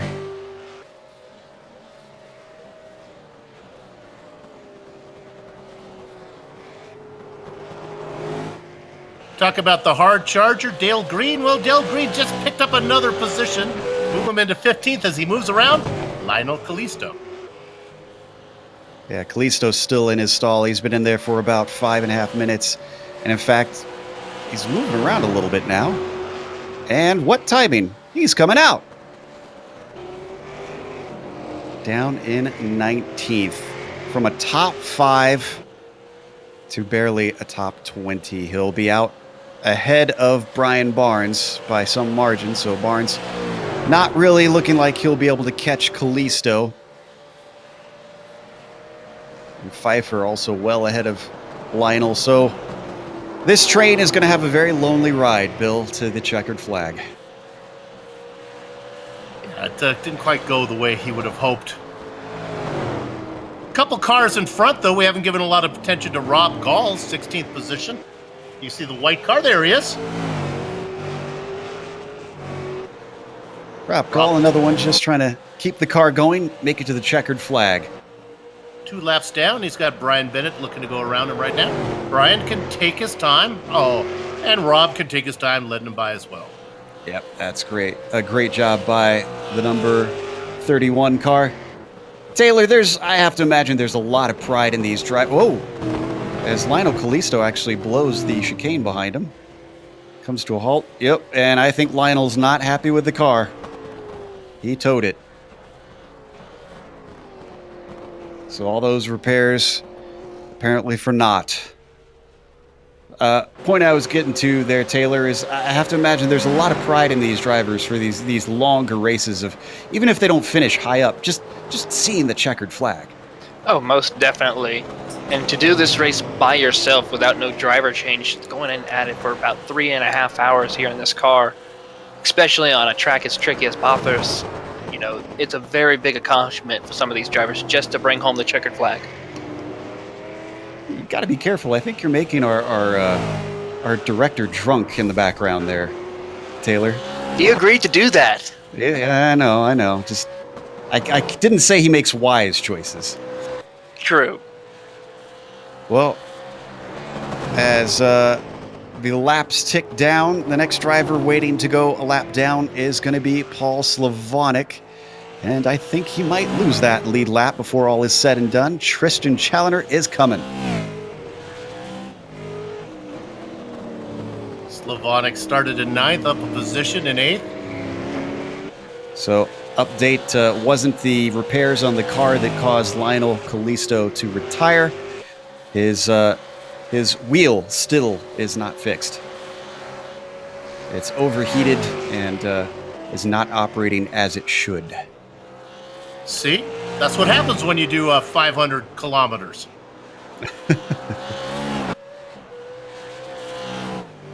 5 laps to go now. Going to be 4 very soon. Christian Challenger up through the chase to Murray's Bend.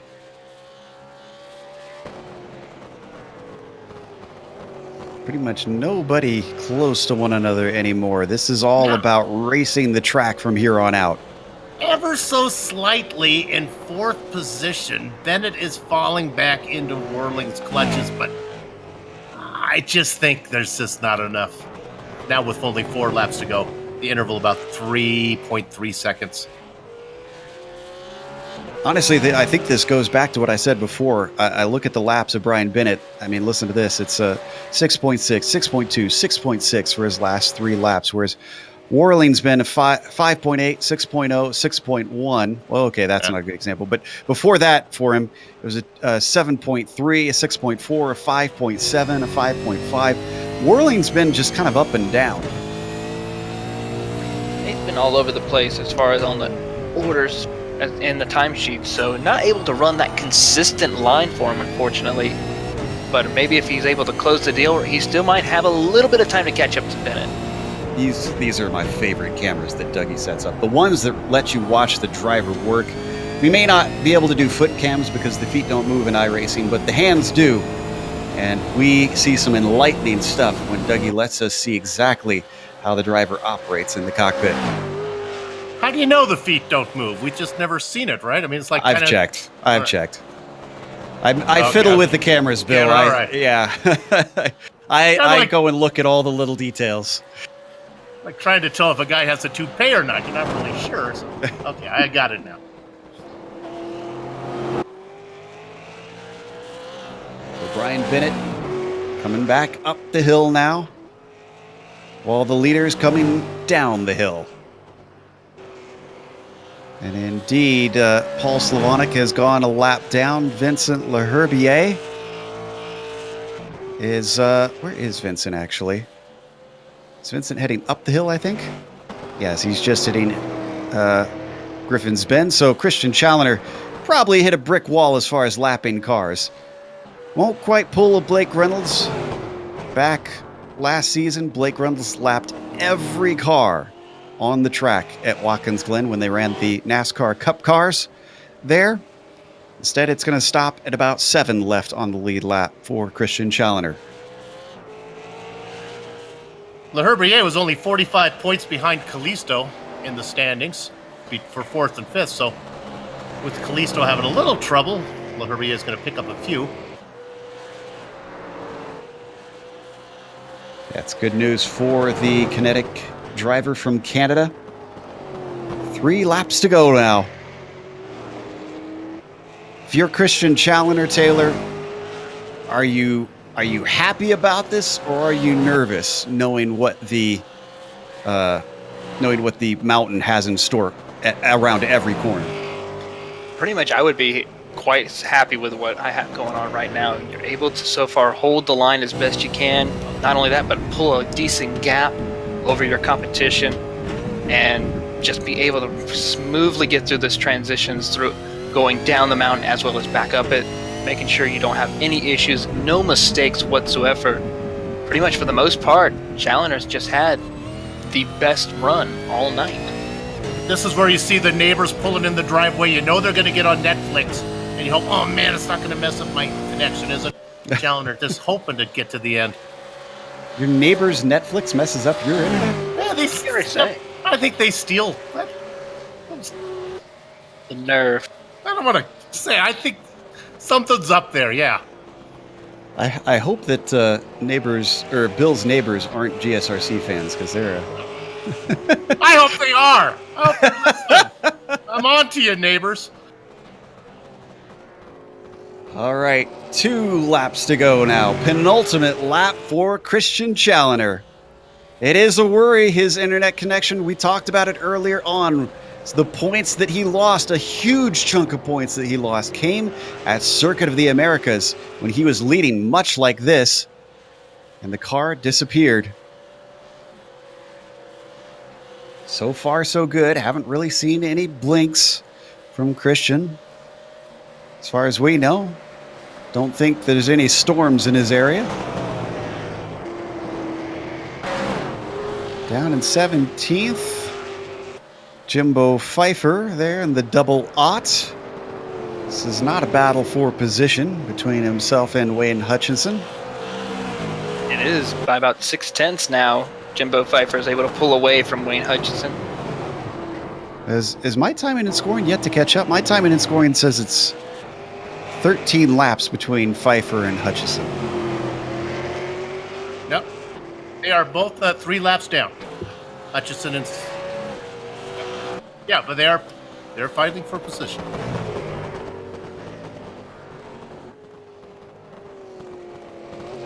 All right, then. Well, my timing and scoring is all kinds of messed up in that case. I'm trying to sort this one out in my mind. Christian Challenger, as we've jumped back to him, you can see the gap between himself and Dallas. That is accurate. 25 and a half seconds on the track.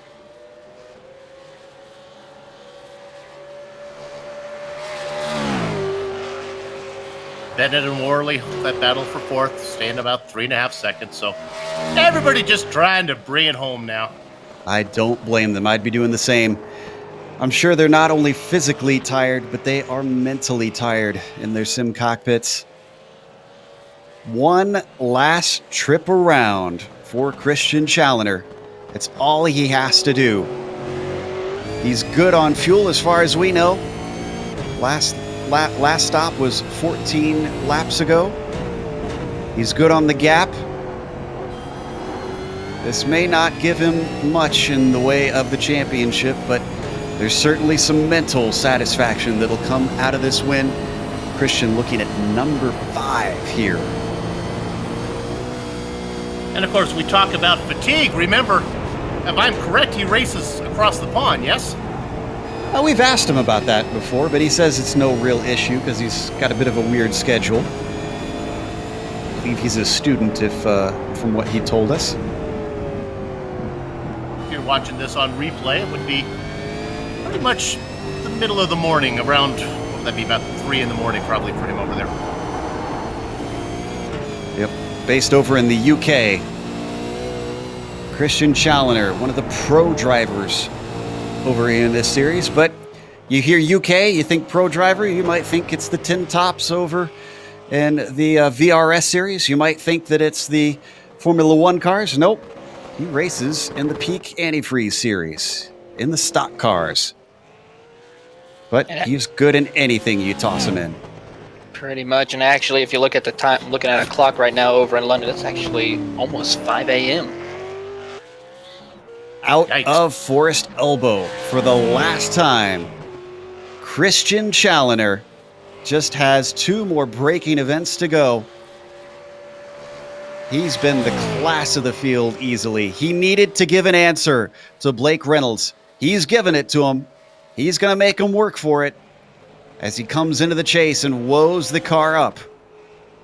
Just needs to accelerate smoothly. That orange car with a little bit of a wiggle, trying to show off coming to the line into Murray's corner. The finish line can't come soon enough for Christian Challenger because the number 78 takes his 5th win of the season. And then we got a little ways to wait for Dallas Pataska. About 26 seconds. After all the chaos early on in those opening laps between Pataska and Reynolds and Dance,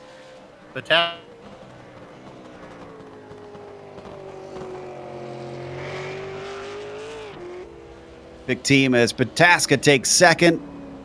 That'll help them in the points. And Blake Reynolds, he isn't going to be the champion, but he's looking very close to locking it down as he crosses the line to finish out the podium.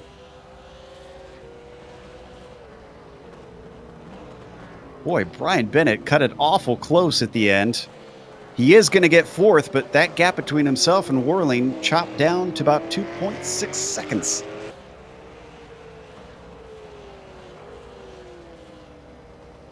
Then we got a long wait to the next car back. How about Wade Hayes? Another Workiva Kinetic Pacific driver. started 7th, was racing 7th for much of the race until Kalisto had his issues, so he gets that last spot, going to come home in 6th.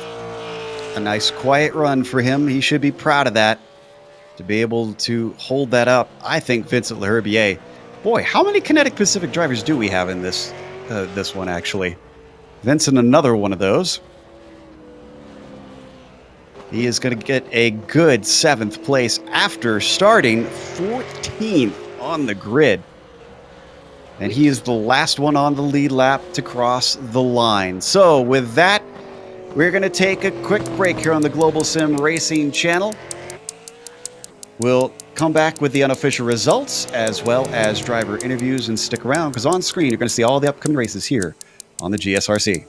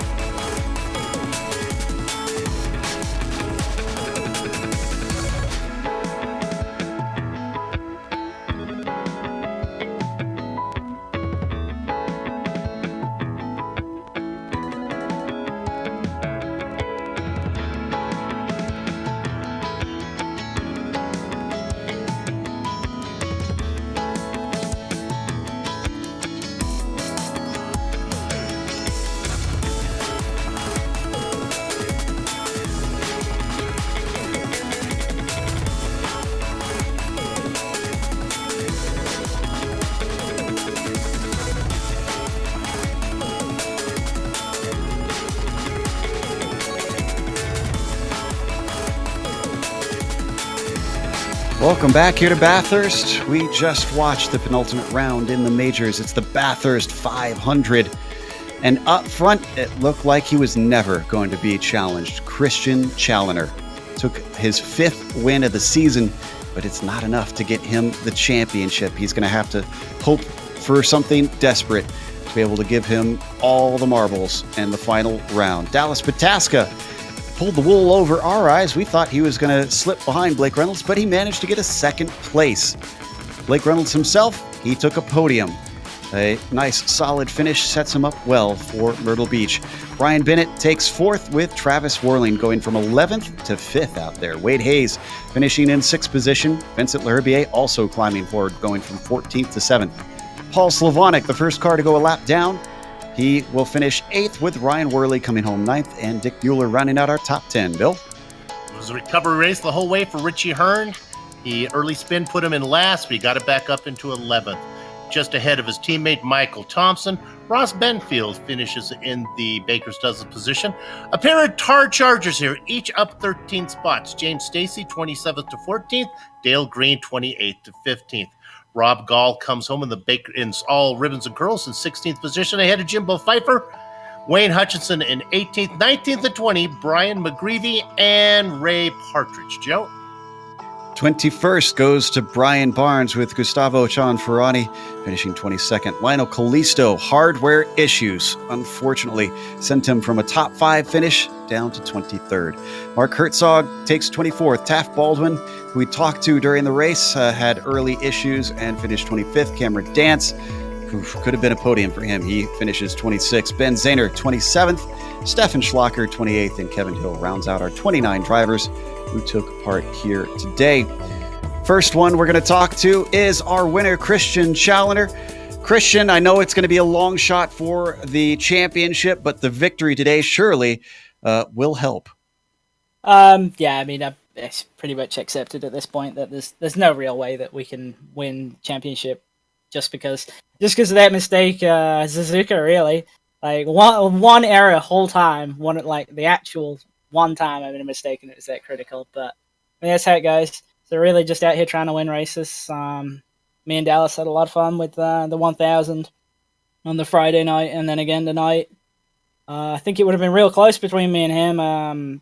He was in pretty tough battle with Blake and Cameron near the beginning, and I know that kind of dropped him back a good bit. But I think really pace-wise we were pretty similar, so that's kind of really what won me the race, is that I was able to get away from that. And then really it was just kind of cruise from there, but yeah, a lot of fun. Yeah, and speaking of that cruising, it seemed like really there was nobody to challenge you. We obviously kept the cameras on you every once in a while, but did you have any dramas at all, or was it just kind of the smoothest sailing you've ever had here at Bathurst? Well, I mean, Bathurst is never smooth, is it? But there's definitely a couple of times where some rather interesting things happened when I either came up on wrecks or had wrecks happen right in front of me and things like that, and that was pretty worrying. There was only one, I think, real moment where the top of the mountain, I ended up on the curve. I got a 1X there, and that was kind of unnerving. But otherwise, yeah, I mean, it was good that I had that gap, because I knew that basically if I could just maintain it, then it would be kind of not easy, but it'd be quite manageable from that point. I was a little bit surprised at the first pit stop when I was only 6 ahead, but then I remembered that they'd all pitted a couple before me, so they'd taken less fuel. And yeah, the last stop, as you saw, it opened that gap back out to what it probably was the whole time. So it kind of looked closer than it was, I think, for the middle part of the race. But yeah, I guess for Bathurst, you could say, yeah, pretty smooth. Obviously, next round, we're hopping over to the late model. Is that a big jump for you from the Cup car that you normally drive, or would you say it's a pretty easy transition? It's a lot different from the Cup car, just because it's the late model rather than the Super. I would have preferred if it was the Super, actually. Not really a big fan of the regular late model, but it's on a track that we've raced a good bit, so that helps a lot.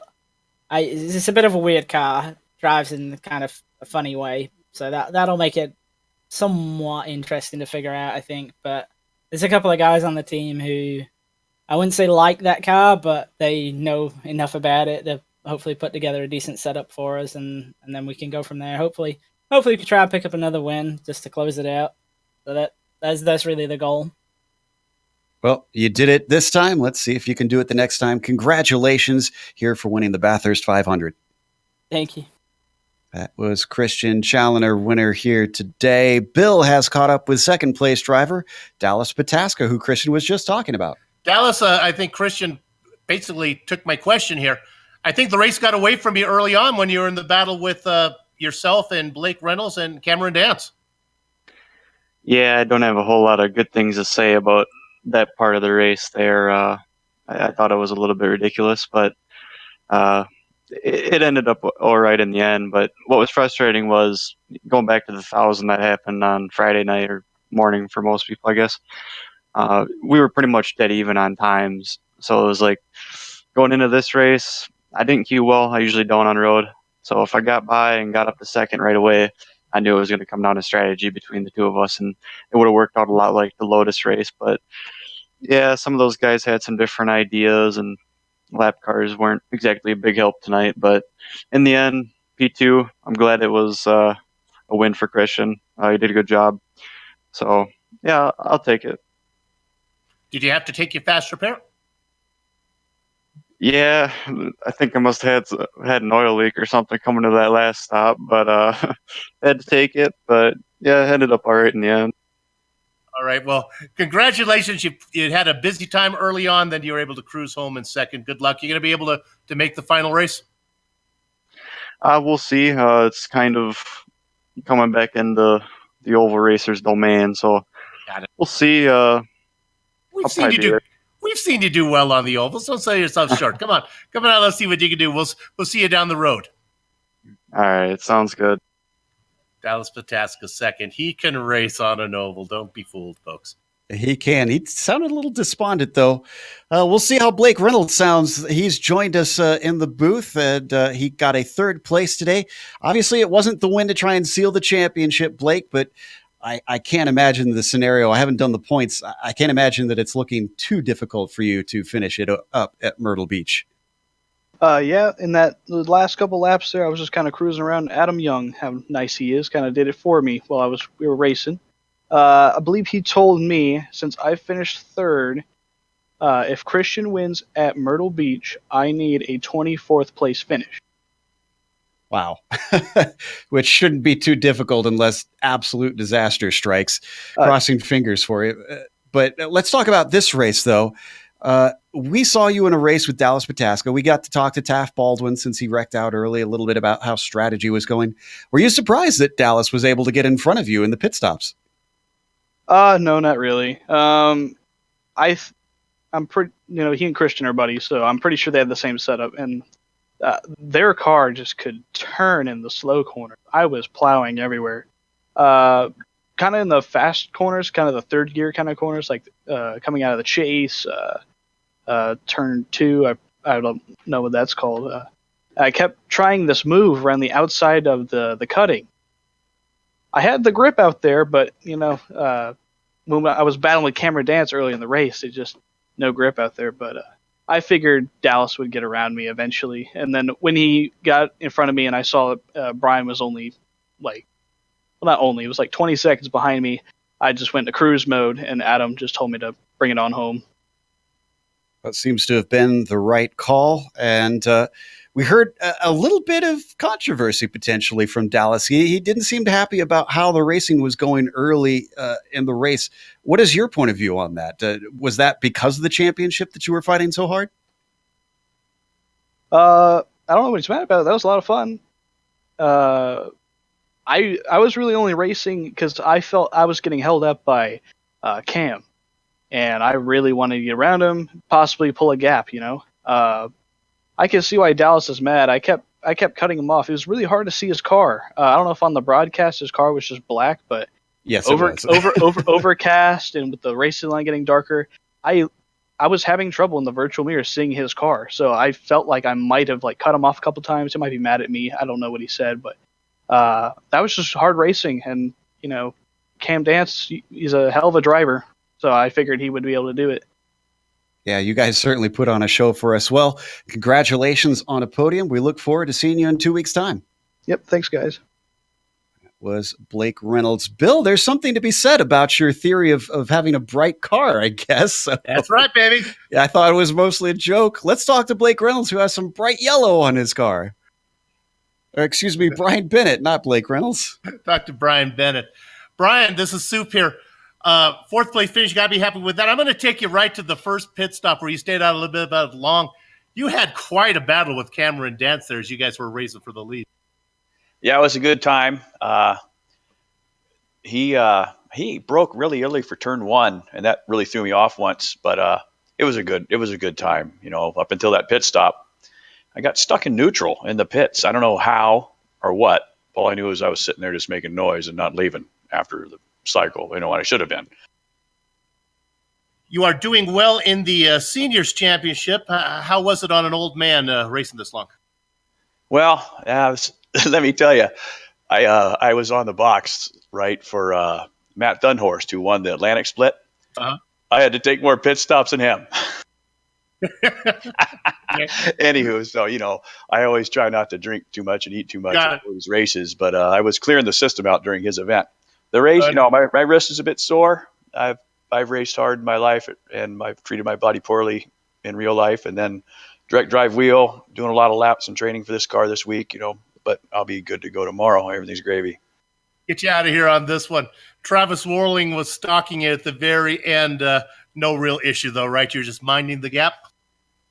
Well, yeah, I saw him coming, and I asked Jason, who was working the box for us today, along with, Matt was there as well during our event. But I asked if he had another stop to go, and he said no, because he was eating me up. He was coming on hard. So it's like, well, I'm gonna have to just start to concentrate again and make sure I'm hitting my damn marks, because, after the intensity of the first segment or set, the first stint was over, I kind of had to.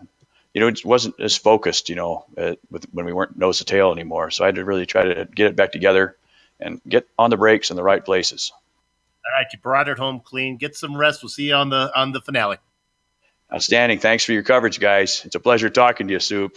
You didn't have any trick questions for me this year, though. We're going to be back for next season, so I'll have them for you then. I'm ready. All right, I'll be aware and ready. Okay. He's pretty spry for an old guy. Yeah. Well, the same could be said for you, Bill. So, all right, let's finish this thing up, because we've been on the air for quite a while now. Of course, we want to thank Mike Willett, of course, for helping organize the majors. It's been a long process all year, and he's going to do it all over again. But he has a lot of help behind the scenes. A huge thank you to all the people on the team that do all the stuff for the majors. Of course, thanks to the companies that provide the software and hardware for our broadcast listed here on your screen. It's getting late and I'm hungry. I'm tripping up. Additional thanks to Eric Ekholm and June Lalonde, who provide our wonderful music. See the screen for how to get a hold of more of their great work. Thanks to the team today, Amjad Taylor. Come on, get us out of here, Joe. Yeah, I'm trying. Amjad Taylor, Bill, and Dougie. If you'd like to find out more about GSRC, you can find it at globalsimracingchannel.com. You can also check us out on social media. We're on Twitter at GSR Channel, Facebook at Global SimRacing Channel, and Instagram at GSRC_Graham. If you go to our YouTube page, there's a big red button that says subscribe. If you hit that, you won't miss a moment here on the GSRC. As we mentioned, we're going to Myrtle Beach. That'll be in the late models, and that'll be Sunday, November 4th at 8:45 p.m. Eastern. We also have upcoming races for other series listed on the screen, so check those out and mark them down on your calendar. Until next time, race clean, race hard. We'll see you on the track.